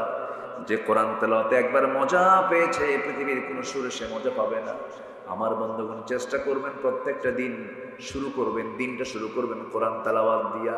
আল্লাহর কসম করে বলে যাচ্ছি আমার ভাইরা, কোরআন সাক্ষী রেখে বলছি, যে ঘরে, যে পরিবারে, যে দেহে প্রত্যেকটা দিন কোরআন তেলাওয়াতের চর্চা হয়, আল্লাহর কসম বড় জটিল কোনো রোগ ওই বাড়িতে, ওই দেহে ঢুকতে পারে না। সাইয়্যিদনা ওমর ফারুক রাদিয়াল্লাহু তাআলা কোরআন তেলাওয়াত করছেন আর একাকী ঘুরছেন। ঘুরতে ঘুরতে ঘুরতে ঘুরতে দেখেন ছোট্ট একটা নিঝুম পল্লীতে ছোট্ট একটা কুড়ে ঘর, খেজুর পাতার বানানো বেড়ার ঘর, উপরের সামনেটাও বেড়ার। ছোট্ট একটা ঘরের ভিতরে থেকে গুনগুন গুনগুন করে কে যেন একটা গান গাচ্ছিল, বিরহের গান গাচ্ছিল, পুরুষকে পাওয়ার জন্য গান গাচ্ছিল। এমন জাতীয় গান আছে না, এমন জাতীয় গান যখন গাচ্ছিল, সাইয়্যিদনা ওমর ফারুক রাদিয়াল্লাহু আনহু মনে মনে চিন্তা করলেন, এমন একটা ইসলামী জনপদে, ইসলামী রাষ্ট্রের ভিতরে কোন মহিলার এত বড় সাহস, এত গভীর রাত্রিতে আল্লাহর কালাম তেলাওয়াত না করে তাহাজ্জুদ নামাজ না পড়ে গুনগুন করে বিরহের গান গায় কে? তিনি এটাকে মাইন্ডে নিলেন। দরজার কাছে গিয়ে একটা বড় আওয়াজ দিয়ে বলছেন, ভিতরে কোন মহিলা আছো? কে গান গাচ্ছ? তাড়াতাড়ি দরজা খুলো। আওয়াজ বন্ধ হয়ে গেল। মহিলা ভয় পেয়ে গেলেন, কে যেন ডাকতেছে। দরজা খুলছেন না, কেউ নাই, ঘরের মধ্যেও কেউ নাই। সাইয়েদনা ওমর ফারুক দরজায় করাঘাত করলেন, দরজা খুলতেছে না। এবার তিনি করলেন কি, পিছন দিক থেকে ইতিহাস বলছে সেই খেজুর পাতার বানানো বেড়াটা টান মারলেন, ভিতরে ঢুকলেন। সামনে প্রদীপ জ্বালানো, একজন মহিলা মাথায় কাপড় দিয়ে পর্দার নিয়ম রক্ষা করে দাঁড়ায় আছে। সাইয়েদনা ওমর ফারুক বলছেন, ও মহিলা, তুমি এমন করে গুনগুন করে গান গাও কেন? তুমি কি জানো ইসলামের জনপদ? মহিলা বলছে, আমি গুনগুন করে গান গিয়েছি, আমার একটা অপরাধ, কিন্তু আপনি আমার ঘরের মধ্যে ঢুকে একটা দুইটা নয়, তিনটা নয়, চারটা বড় অপরাধ করে ফেলেছেন। সাইয়েদনা ওমর ফারুক বললেন, কি অপরাধ করেছি বলো? নাম্বার 1 হলো ঘরের মধ্যে ঢুকবেন, অনুমতি তো আপনি পান নাই, সালামও দেন নাই। কোরআন বলছে, লা তাদখুলু বুয়ুতান গায়রা বুয়ুতিকুম হাত্তা তাস্তানিসু ওয়া তুসাল্লিমু আলা আহলিহা। কারো বাড়িতে প্রবেশ করতে যাও না, সালাম না দেওয়া পর্যন্ত, অনুমতি না পাওয়া পর্যন্ত। সালাম দিলেন না, অনুমতিও নিলেন না। আপনি ঘরের মধ্যে ঢুকলেন, বেড়াটা ছিনলেন, বান্দার সম্পদ নষ্ট হয়ে গেল। আমি একজন পরনারী, আপনি একজন পরপুরুষ, আমার পর্দার একটু হলেও খেলাফ হয়ে গেল। এই যে ভুলগুলো আপনি করলেন, আমি আপনাকে ছাড়বো না। সাইয়েদনা ওমর ফারুককে মহিলা চিনতে পারে না। ওমর ফারুক বলছেন, ও মহিলা, তুমি কি করবে? শুধু সূর্য উদয় হবে, সকালবেলা হয়ে যাবে, আমি ওমর ফারুকের বিচারালয়ে গিয়ে, সেই কোর্টে গিয়ে আমি আপনার বিরুদ্ধে মানহানির মামলা দেব। এই কথাটা কার সামনে বলে? কার সামনে বলতেছে? মামলা দিয়ে দেব, আমি আপনাকে ছাড়বো না। সাইয়েদনা ওমর ফারুক বলছেন, যার আদালতে মামলা দিবা সে ওমর নামটা তুমি চিনো নাকি? হ্যাঁ, খুব ভালো শাসক। এবার ওমর ফারুক বলছেন, আমার জানা মতে ওমর তো খুব একটা ভালো মানুষ না। নিজের কথা কি ভালো বলা যায় নাকি? ভালো তো বলাও যায় না। ওমর লোকটা তো তেমন একটা ভালো নয়। এই কথা শোনার সঙ্গে সঙ্গে তেলে বেগুনে খেপে ওঠে। মহিলা বলছে, দোষ আর একটা যোগ হলো। দোষ আর একটা কি হলো? যোগ হলো, ছাড়বো না আপনারে। সাইয়েদনা ওমর ফারুক রাদিয়াল্লাহু আনহু মাথা নিচু করলেন, চোখের পানি আটকাতে পারলেন না। চোখের পানি আটকাতে না পেরে কেঁদে কেঁদে আল্লাহকে বলছেন, আল্লাহ, এই মহিলার দোয়া তুমি আল্লাহ কবুল করে নাও, এই মহিলার সাক্ষ্যকে তুমি আল্লাহ কবুল করে নাও। আমি গুনাহগার বান্দা, কিন্তু ওই মহিলা বলে আমি ভালো বান্দা। আল্লাহ, তুমি এই বান্দির দোয়া তুমি আল্লাহ কবুল করো, চাওটাকে তুমি আল্লাহ কবুল করে নাও। এবার ওমর ফারুক বলছেন, মহিলা শোনো, ঠিক আছে, আমি দোষ করেছি, মামলা দিবা ভালো কথা, কিন্তু তুমি গুনগুন করে গান গাও কেন? এর কারণটা কি? এত গভীর রাতে এত কিছু বোঝো, আমার এত দোষ ধরলা, কিন্তু গুনগুন করে গান গাচ্ছ কেন? কি কারণটা কি? এর হেতুটা কি? এর ব্যাখ্যাটা কি? এবার মহিলা বলছে, শোনো, আজ থেকে 4 মাস পূর্বে আমার সঙ্গে বিয়ে হয়। আমার স্বামীর সঙ্গে মাত্র 3 থেকে 4 দিন 4 রাত আমি তার সঙ্গে ছিলাম। এই সহবাসের পরে আজকে 4 মাস গত হতে চলে। 4 মাস পার হয়ে গেছে। আমার স্বামীকে এই জনপদের খলিফা ওমর ফারুক রাদিয়াল্লাহু আনহুর লোকজন এসে আমার স্বামীকে সীমান্ত প্রহরায় নিয়োগ দিয়ে তাকে নিয়ে চলে যায়। আজকে 4টা মাস গত হতে চলে, আমার স্বামীকে দেখি না, তার সঙ্গে কোনো কথাবার্তাও হয় না। এই গভীর রাত্রিতে হঠাৎ করে আমার ঘুম ভেঙে গেল, ভিতরের স্বামীর প্রেম জাগ্রত হয়ে গেল। আমার বৈধ স্বামীকে পাওয়ার জন্য আমি গভীর রাত্রিতে গুনগুন করে গান গাচ্ছিলাম। সাইয়েদনা ওমর ফারুক মনে মনে চিন্তা করছেন, আহারে, দোষ তো আরেকটা যোগ হয়ে গেছে। কি কথা কি বুঝতেছেন আপনারা? কথা বুঝতেছেন? একজন অর্ধ দুনিয়ার শাসনকর্তা জনগণের রায় নেবার জন্য কেমন করে আড়াল হয়ে জনগণের কাছ থেকে রায় নিয়ে আসতেন। ওমর ফারুক এবার বলছেন, মহিলা শোনো, তুমি কি আমাকে ছাড়বা না? কেন আমি ছাড়বো না? একটা প্রশ্ন করি। কি প্রশ্ন? কিন্তু ওমর ফারুকের কিন্তু কোনো দোষ ছিল না, কারণ তিনি একটা দেশের রাষ্ট্রপ্রধান। তিনি যে কোনো আসামিকে ধরার জন্য ঢুকতে পারেন কিনা বলেন? ঢুকতে পারেন কিনা বলেন? ঢুকতে পারেন। তিনি প্রশাসকদের প্রশাসক। সাইয়েদনা ওমর ফারুক রাদিয়াল্লাহু তাআলা আনহু সঙ্গে সঙ্গে বলছেন, ঠিক আছে, কিন্তু তুমি আমার বিরুদ্ধে যে মামলা দেবে, আমি তার আগে তোমাকে একটা প্রস্তাব করবো। সেই প্রস্তাবটা হলো, তোমার যে কাঙ্ক্ষিত স্বামী আজকে 4 মাস যাবত তুমি তাকে দেখতে পাচ্ছ না, সেই স্বামীকে যদি আমি তোমাকে কাল সকালে সূর্য উদয়ের আগে যদি তোমার বাড়িতে যদি পৌঁছা দিতে পারি, তুমি কি আমার বিরুদ্ধে কোনো মামলা দিবা নাকি? মহিলা মুচকি হাসি মেরে বলছে, ও আল্লাহর গোলাম, আমার স্বামীকে যদি কালকের দিনের মধ্যে যদি হাজির করে দিতে পারো, কোনো মামলা দেব না। দেখছেন কোথায় নক করলেন, যেরকম সুবহানাল্লাহ। শাসক কাকে বলে? একজন উনি বুঝলেন যে এই রোগীর রোগ কোথায়, রোগীর রোগটা কোথায়, রোগটা ধরে ফেললেন। এবার বললেন ঠিক আছে তুমি থাকো, আমি চলে যাচ্ছি, তোমার স্বামী সময় মতো চলে আসবে। নিজের পরিচয় সম্পূর্ণ আত্মগোপন করলেন সাইয়্যিদুনা ওমর ফারুক রাদিয়াল্লাহু তাআলা। আল্লাহু আকবার। চলে গেছেন বাড়িতে গিয়ে বউয়ের সঙ্গে দেখা। বউটাকে ডাক দিয়ে বললেন, আমার স্ত্রী, একজন মহিলা, একজন নারী তার স্বামীকে কতদিন পর্যন্ত না পেলে পরে তার ফিতনায় যাওয়ার সম্ভাবনা আছে, কতদিন পর্যন্ত সে ধৈর্য ধারণ করতে পারে স্বামী ছাড়া? একটু আমাকে বলো তো। স্ত্রী বলছেন, আমার স্বামী, আপনি কত বড় একজন জ্ঞানী মানুষ, আপনি আমাকে প্রশ্ন করছেন না? তুমি নারী মানুষ, তুমি তো নারী, তুমি বলতে পারবে। এবার তার স্ত্রী বলছেন, একজন স্বামীকে ছাড়া একজন নারী 3টা মাস, বড় জোর 3টা মাস, 3টা ঋতুস্রাব পর্যন্ত, অল মুতাল্লাকাতু ইয়াতারাব্বাসনা বিআনফুসিহিন্না সালাসাতা কুরু, তালাকপ্রাপ্ত নারীর অপেক্ষা করতে হয় কয় মাস? বলেন কয় মাস? 3 মাস কয়েকটা দিন। বিধবা নারীর জন্য আরবাআতু আশহুরিন ওয়া আশরা, 4 মাস 10 দিন অপেক্ষা করতে হয়। তো এই কথা জানার সঙ্গে সঙ্গে 3 মাস পার হয়ে 4 মাস ক্রস হয়ে গেছে।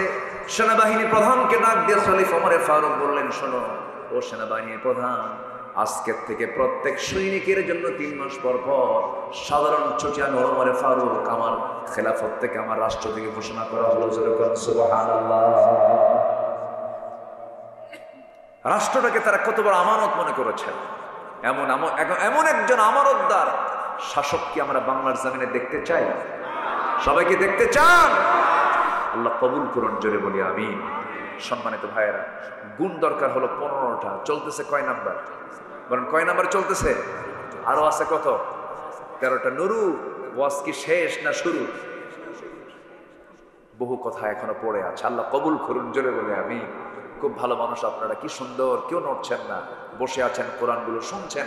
আল্লাহ আমল করার তৌফিক দান করুন, জোরে বলি আমিন। নাম্বার 3 হলো ধৈর্যশীলতা। আমি কি শেষ করে দেবো নাকি?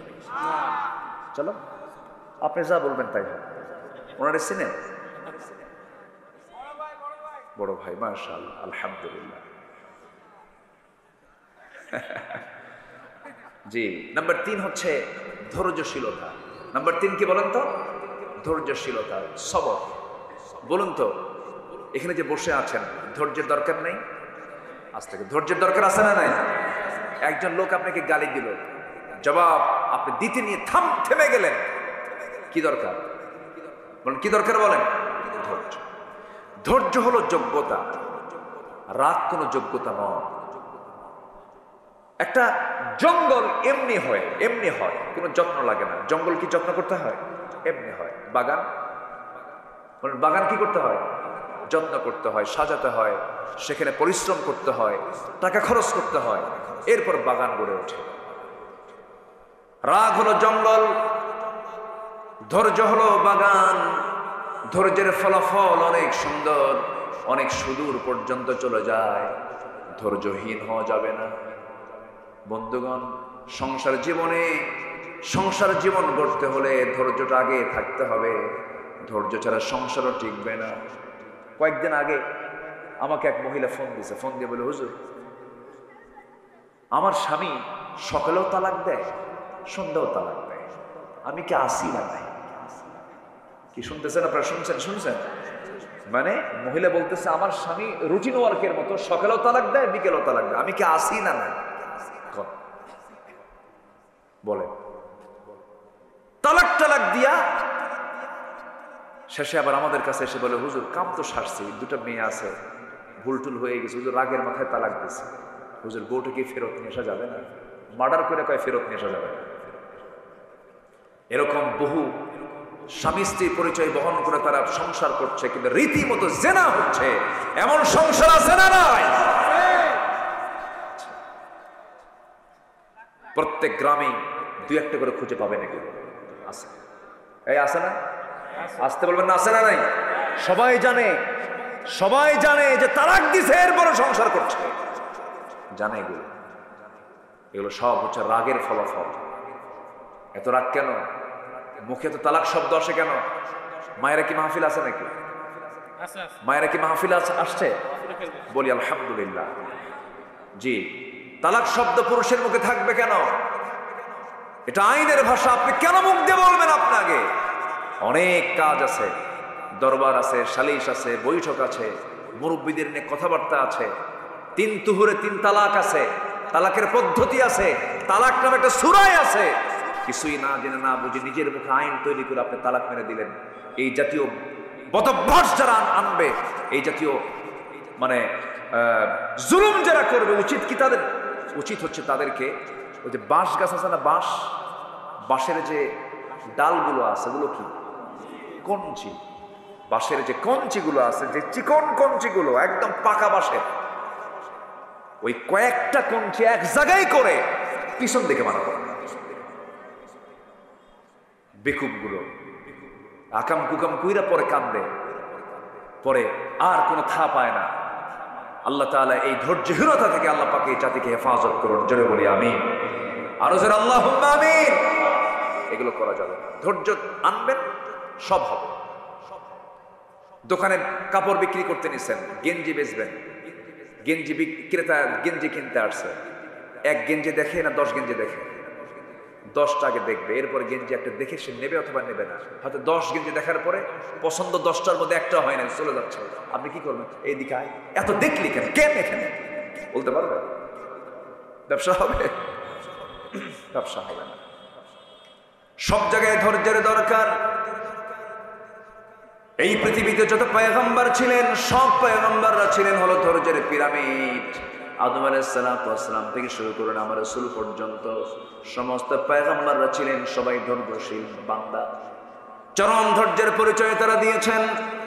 আদম আলাইহিস সালাম জান্নাত থেকে দুনিয়াতে নেমেই ধৈর্যের পরিচয় দিয়ে শত শত বছর চোখের পানি ফেলে ফেলে যে দোয়াটা করেছেন, কান্না করেছেন, যারা পারেন সঙ্গে পড়ুন, রব্বানা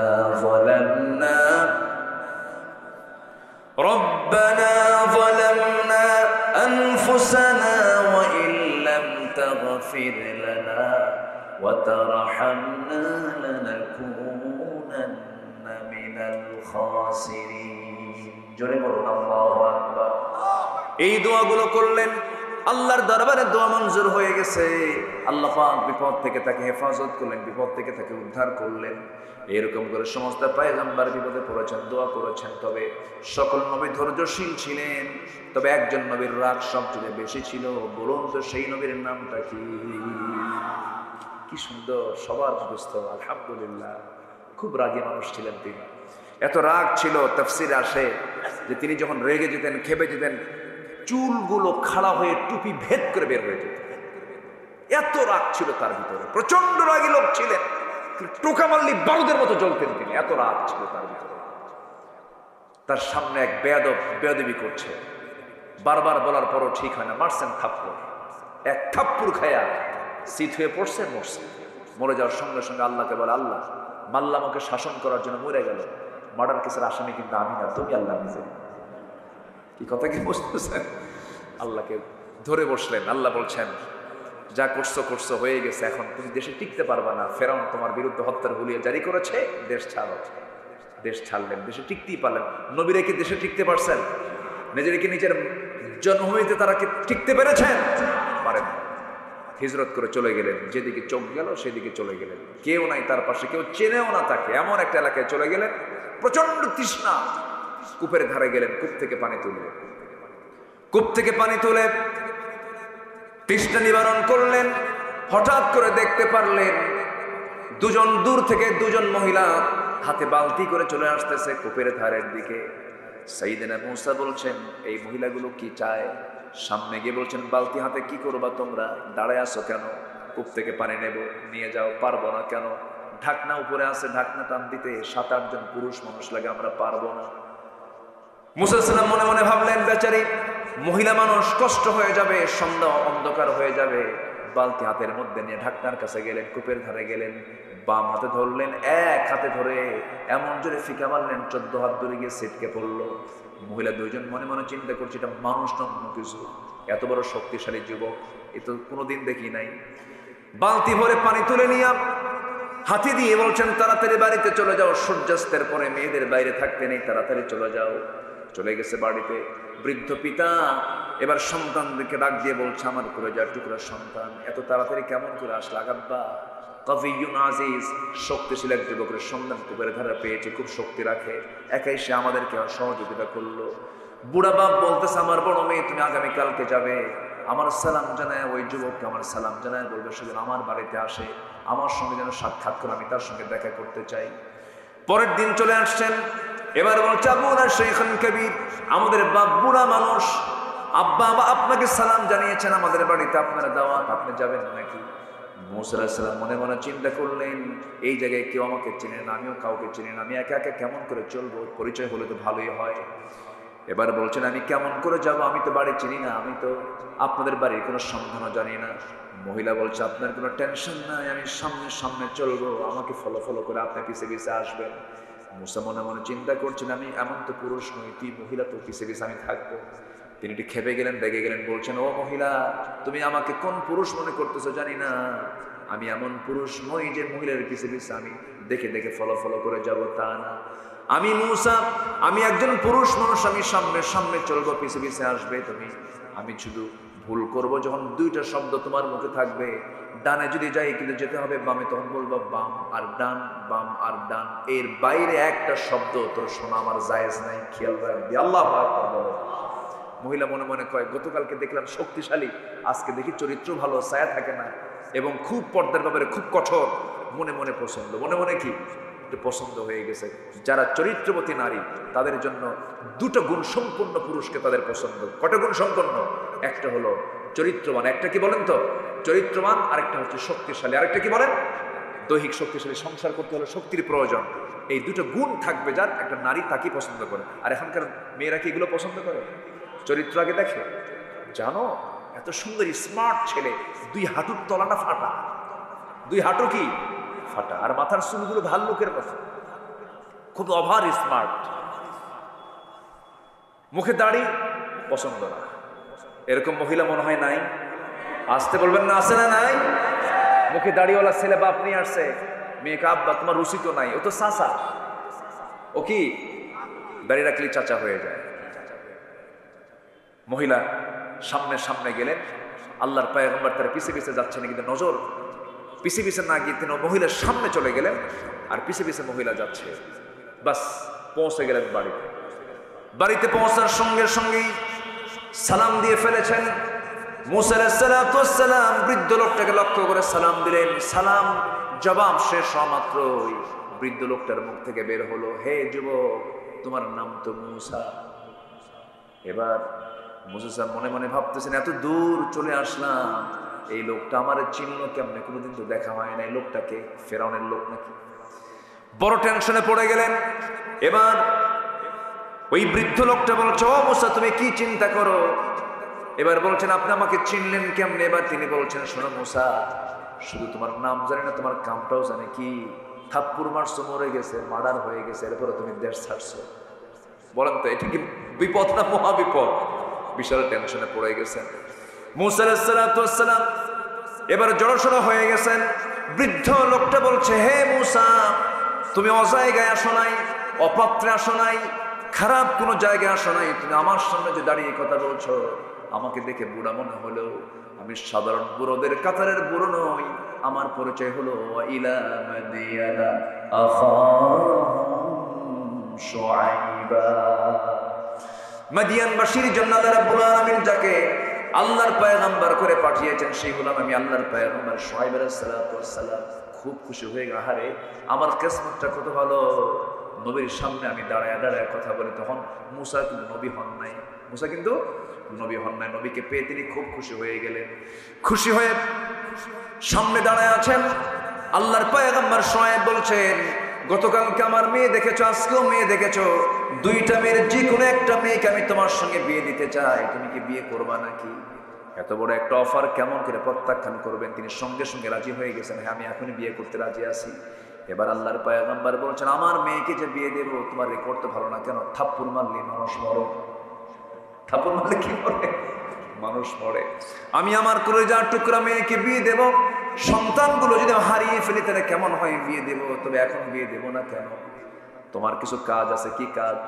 আমার কাছে যখন তুমি এসেছো বিশ্বাস করে, আমার কিছু কাজ তোমার করতে হবে। কি কাজ? সেই কাজটা হলো আমার বাড়ির যে ছাগলগুলো আছে এই ছাগলগুলো তোমাকে 8 বছর চড়াতে হবে, চষাতে হবে। 10 বছর হলে পরে মাস্টার্স কোর্স হয়ে যাবে, 8 বছর অনার্স কোর্স হয়ে যাবে। সঙ্গে সঙ্গে মুহাম্মদ বলেন, ঠিক আছে, আপনি যেহেতু আল্লাহর পয়গম্বর আমাকে অর্ডার দিয়েছেন, 10টা বছরে আমি আপনার বাড়ির ছাগল চড়াবো।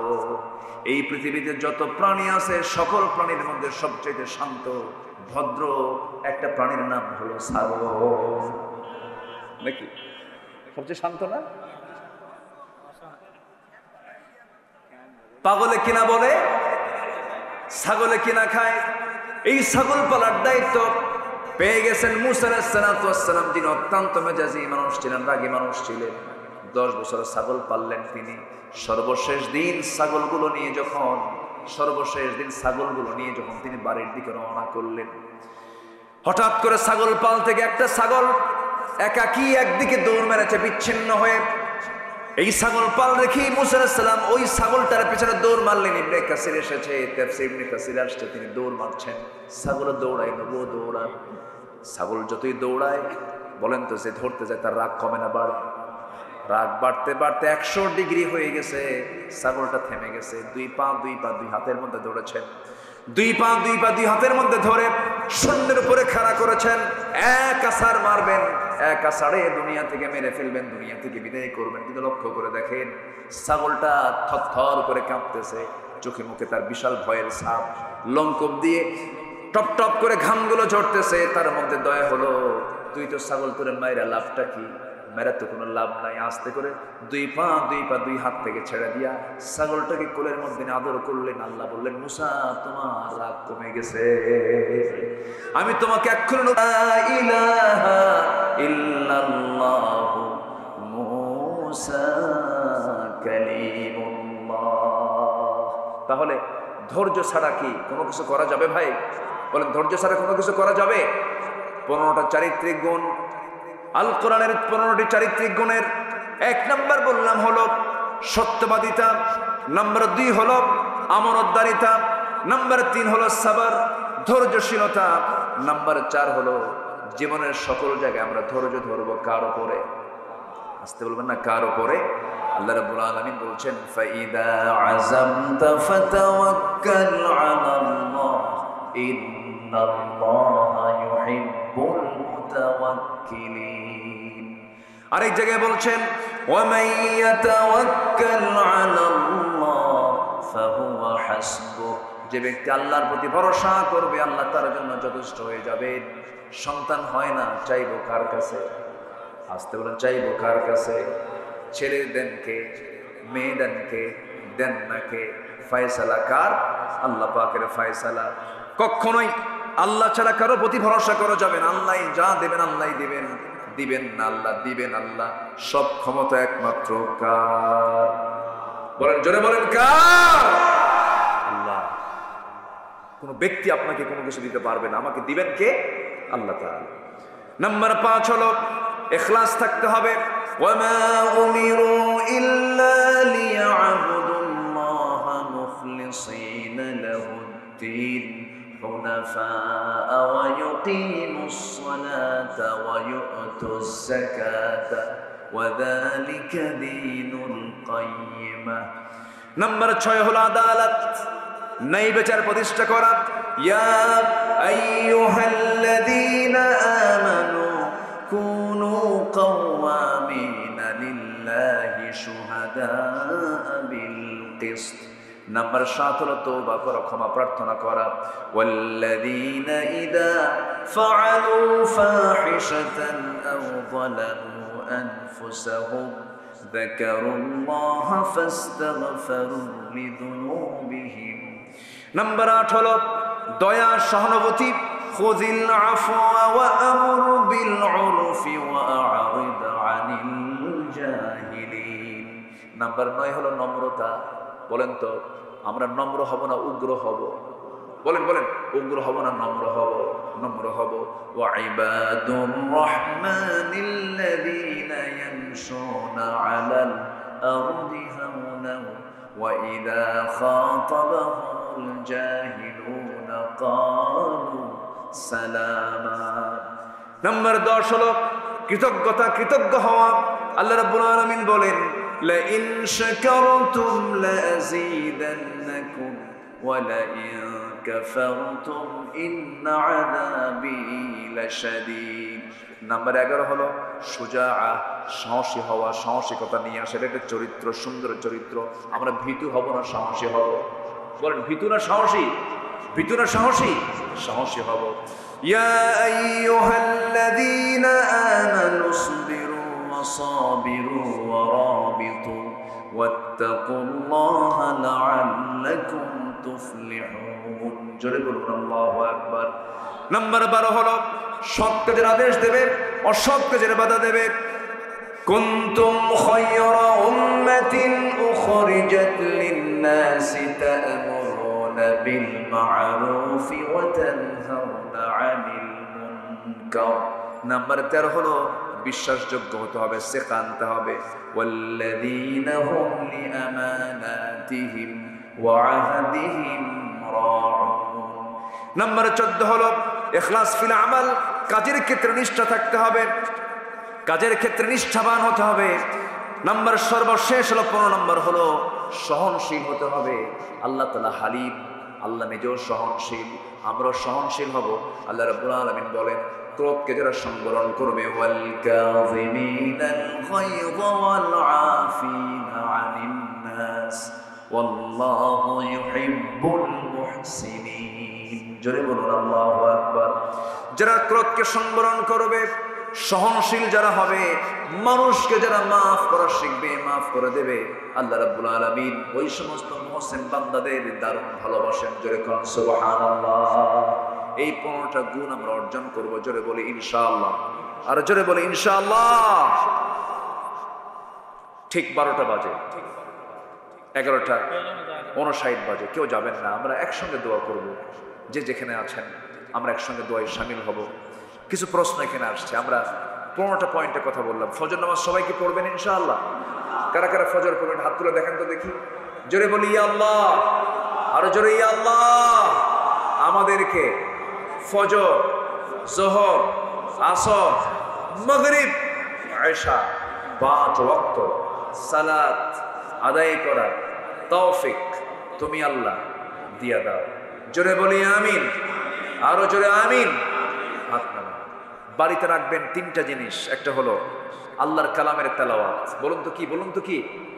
তেলাওয়াত। নাম্বার 2 হচ্ছে বাড়িতে রাখবেন নামাজ। বাড়িতে রাখবেন কি? বলেন নামাজ। আরেকটা রাখবেন বাড়িতে হলো পর্দা। কি রাখবেন বলেন তো? পর্দা। তাহলে কোরআন তেলাওয়াত, তেলাওয়াত, নামাজ আর কি? পর্দা। পর্দা 16 আনা থাকতে হবে। খালাতো ভাই, মামাতো ভাই, চাচাতো ভাই, দুলা ভাই, এই সমস্ত ভাইদের সাথে কোনো বোন দেখা করতে পারবে না। দেবর, ভাসুর, দুলা ভাই দেখা করা জায়েজ নাই। এই সমস্ত কঠোর, এই সমস্ত মূল পর্দাগুলো আল্লাহ তাআলা এই এলাকার প্রত্যেকটা ঘরে ঘরে আল্লাহ পাক পয়দা করে দিন। জোরে বলি আল্লাহুম্মা আমিন। এই আশীর্বাদ কামনা করছি। আমি আর কথা না বাড়িয়ে দোয়ার দিকে আমরা চলে যাব ইনশাআল্লাহ। এখানে নোয়াখালীতে মসজিদে ইসলাম প্রিয় ভাইদের উপরে যে হামলা হয়েছে, নিরহ ভাইদের হামলা নিয়ে আমরা মূল্যবান মতামত। এর তো মারাত্মক অপরাধ। আপনি শুধুমাত্র একজন মসজিদে কেন, মাদ্রাসায় কেন, বাইরেও যদি কেউ হামলা চালায়, এটা কি ইসলাম এলাও করে? বলেন তো, এলাও করে না। কোরআন তেলাওয়াতের আসরে, কোরআনের দর্শের আসরে যারা হামলা চালায়, রক্তাক্ত করে, তাদের রক্তের মধ্যে ফিরআউনের রক্ত লুকানো আছে।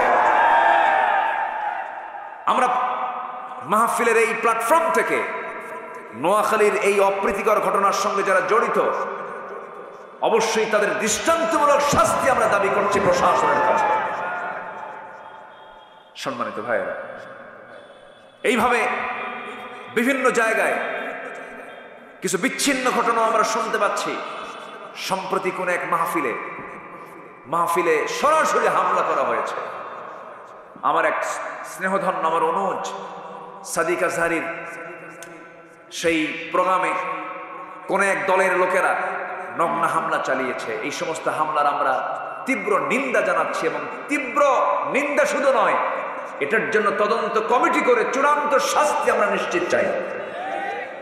আমরা এমন অনাকাঙ্ক্ষিত ঘটনার আর পুনরাবৃত্তি যেন না হয়, এই দিকে আমরা সজাগ দৃষ্টি রাখি, আমরা নিজেরা সতর্ক থাকার চেষ্টা করি। আল্লাহ রাব্বুল আলামিন আমাদের সবাইকে দিন প্রতিষ্ঠার কাজে নিজেকে প্রস্তুত রাখার তৌফিক সবাইকে দান করুন। আমার ডান পাশে যিনি বসে আছেন আমার ভাই জাহাঙ্গীর ভাই, আপনার গ্রামের নামটা কি জানো? কোদলাপাড়া। দারুল কোরআন হাফিজে একটা এতিমখানা তিনি চালু করেছেন কোদলাপাড়ায়। উনি এটার প্রতিষ্ঠাতা ফাউন্ডার, সবাই দোয়া করবেন। আমার প্রিয় ভাই জাহাঙ্গীর ভাইয়ের দারুল কোরআন হাফিজে এতিমখানা মাদ্রাসাকে আল্লাহ তাআলা কবুল করুন। দেশ জাতি গড়ার জন্য যে উদ্যোগ নিয়েছেন, এই উদ্যোগকে আমরা সাধুবাদ জানাই এবং উত্তরোত্তর আমরা এই প্রতিষ্ঠানের উন্নতি, আমরা অগ্রগতি কামনা করছি। জি, আগামী 13ই ডিসেম্বর একটা মাহফিল সেখানে উনি নিয়েছেন, সেখানে আমির হামজা উনি সেখানে থাকবেন। সবাই সেখানে 13ই ডিসেম্বর তো বহুদূর, আপনাদের আগাম দাওয়াত দিলাম। জি ইনশাআল্লাহ আসুন আমরা যতটুকু হয়েছে আমরা বলে ফেলি আলহামদুলিল্লাহ। সবাই নামাজের মতো করে বসি, আমরা আল্লাহর কাছে একটু চাবো আল্লাহ যেন আমাদের গুনাহগুলোকে মাফ করে দেন। আল্লাহুম্মা আমিন। রব্বানা যালামনা আনফুসানা ওয়া ইল্লাম তাগফির লানা ওয়া তারহামনা লানাকুনান্না মিনাল খাসিরিন।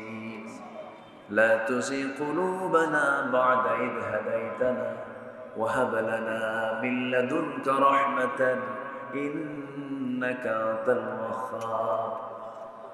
অনেক রাত হয়ে গেছে, গভীর রাত, নিঝুম রাত।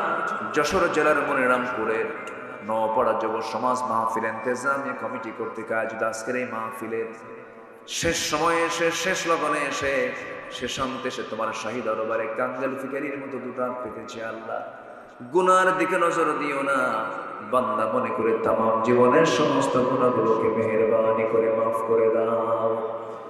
জনম দুঃখিনী বাপ, জনম দুঃখী বাপ জান যারা দুনিয়া থেকে বিদায় নিয়েছেন, জিন্দেগির গুনাহগুলো মাফ করে দাও, কবরগুলোকে জান্নাতের টুকরা বানায় দাও।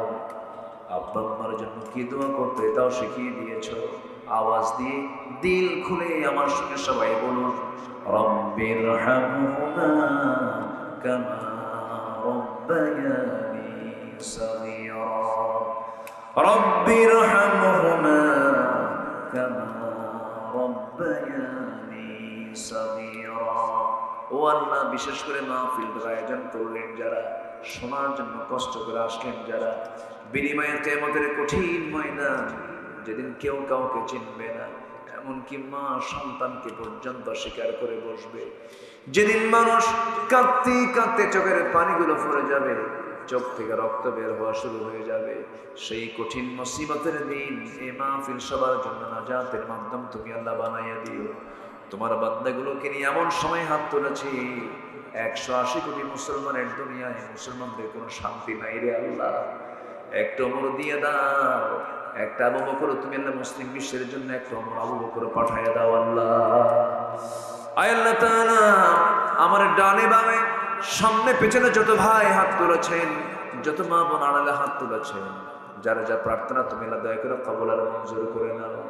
দুনিয়া থেকে কোন দিন বিদায় নেব জানি না, ডান হাতে আমল নামা না আসা পর্যন্ত তুমি আমাদের কাউরে মৃত্যু দিও না আল্লাহ। আয় আল্লাহ তাআলা, এই মাহফিলকে বাস্তবায়ন করার জন্য বহু প্রবাসী ভাই প্রবাস জীবনে অনেক কষ্ট করে আছেন, প্রবাস জীবনকে তুমি আল্লাহ বরকতময় করে দাও। মাহফিল কমিটির ভাইদেরকে তুমি আল্লাহ দয়া করে কবুল আর মঞ্জুর করে নাও। নওয়াপাড়ার প্রত্যেকটা যুবককে তুমি আল্লাহ দয়া করে কবুল আর মঞ্জুর করে দাও। এই গ্রামকে মাদক মুক্ত করে দাও। এই গ্রামের যত যুবক পথহারা হয়ে, ও আল্লাহ, বিভিন্ন জুয়ার এই মহাব্যাধি থেকে তুমি আল্লাহ বাঁচায় দাও। আক্রান্ত যারা হয়েছে তাদেরকে ফিরে আসার তৌফিক দিয়ে দাও। মসজিদমুখী বানায় দাও, দিনমুখী কোরআনমুখী তুমি আল্লাহ বানায় দাও। দুনিয়া থেকে কোন দিন বিদায় নেব জানি না রে আল্লাহ, ডান হাতে আমল নামা না আসা পর্যন্ত কবরে নিও না। বাবা গেছে, মা গেছে, দাদা গেছে, দাদি গেছে, নানা গেছে, নানি গেছে, নিজের ভাই অনেকের মরে গেছে, বোন অনেকের চলে গেছে।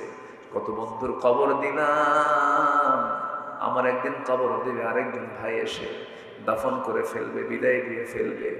এই তো দুনিয়ার নিয়ম রে আল্লাহ। কোন দিন মরবো জানি না, তবে যেদিন মরবো রে টান মেরে ঘর থেকে বের করে দেবে, জীবনের শেষ গোসলটা হয়ে যাবে, মরা মুখ সব দেখে দেখে চলে যাবে, কবরের দিকে নিয়ে চলে যাবে, কবরের শোয়া দিবি, 24 ঘন্টা যাবে না, মাথার চুলগুলো খসে খসে পড়বে, 3 দিন যাবে না, চামড়াগুলো গলে গলে পোকার পেটের খাবার হয়ে যাবে রে। মাত্র 7টা দিন পেটের নারী বেরি সব চোখ মুখ কান নাক বের হওয়া শুরু হয়ে যাবে, কিম্ভূত কিমাকার চেহারা হয়ে যাবে রে। ও আল্লাহ, 3 মাস পর যদি কবর খনন করা হয়, কয়েকটা হাড় ছাড়া কিচ্ছু খুঁজে পাওয়া যাবে না। এই তো হলো দুনিয়ার নিয়ম। তোমার দরবারে ফরিয়াদ করি, ও আল্লাহ, তোমার পছন্দের গোলাম না হওয়া পর্যন্ত মরণ দিও না। মরণের সময় যখন চলে আসবে, জবানি সারি করে দিও কালেমা তাইয়্যিবা লা ইলাহা ইল্লাল্লাহ মুহাম্মাদুর রাসূলুল্লাহ। আসসালামু আলাইকুম ওয়া রাহমাতুল্লাহি ওয়া বারাকাতুহু।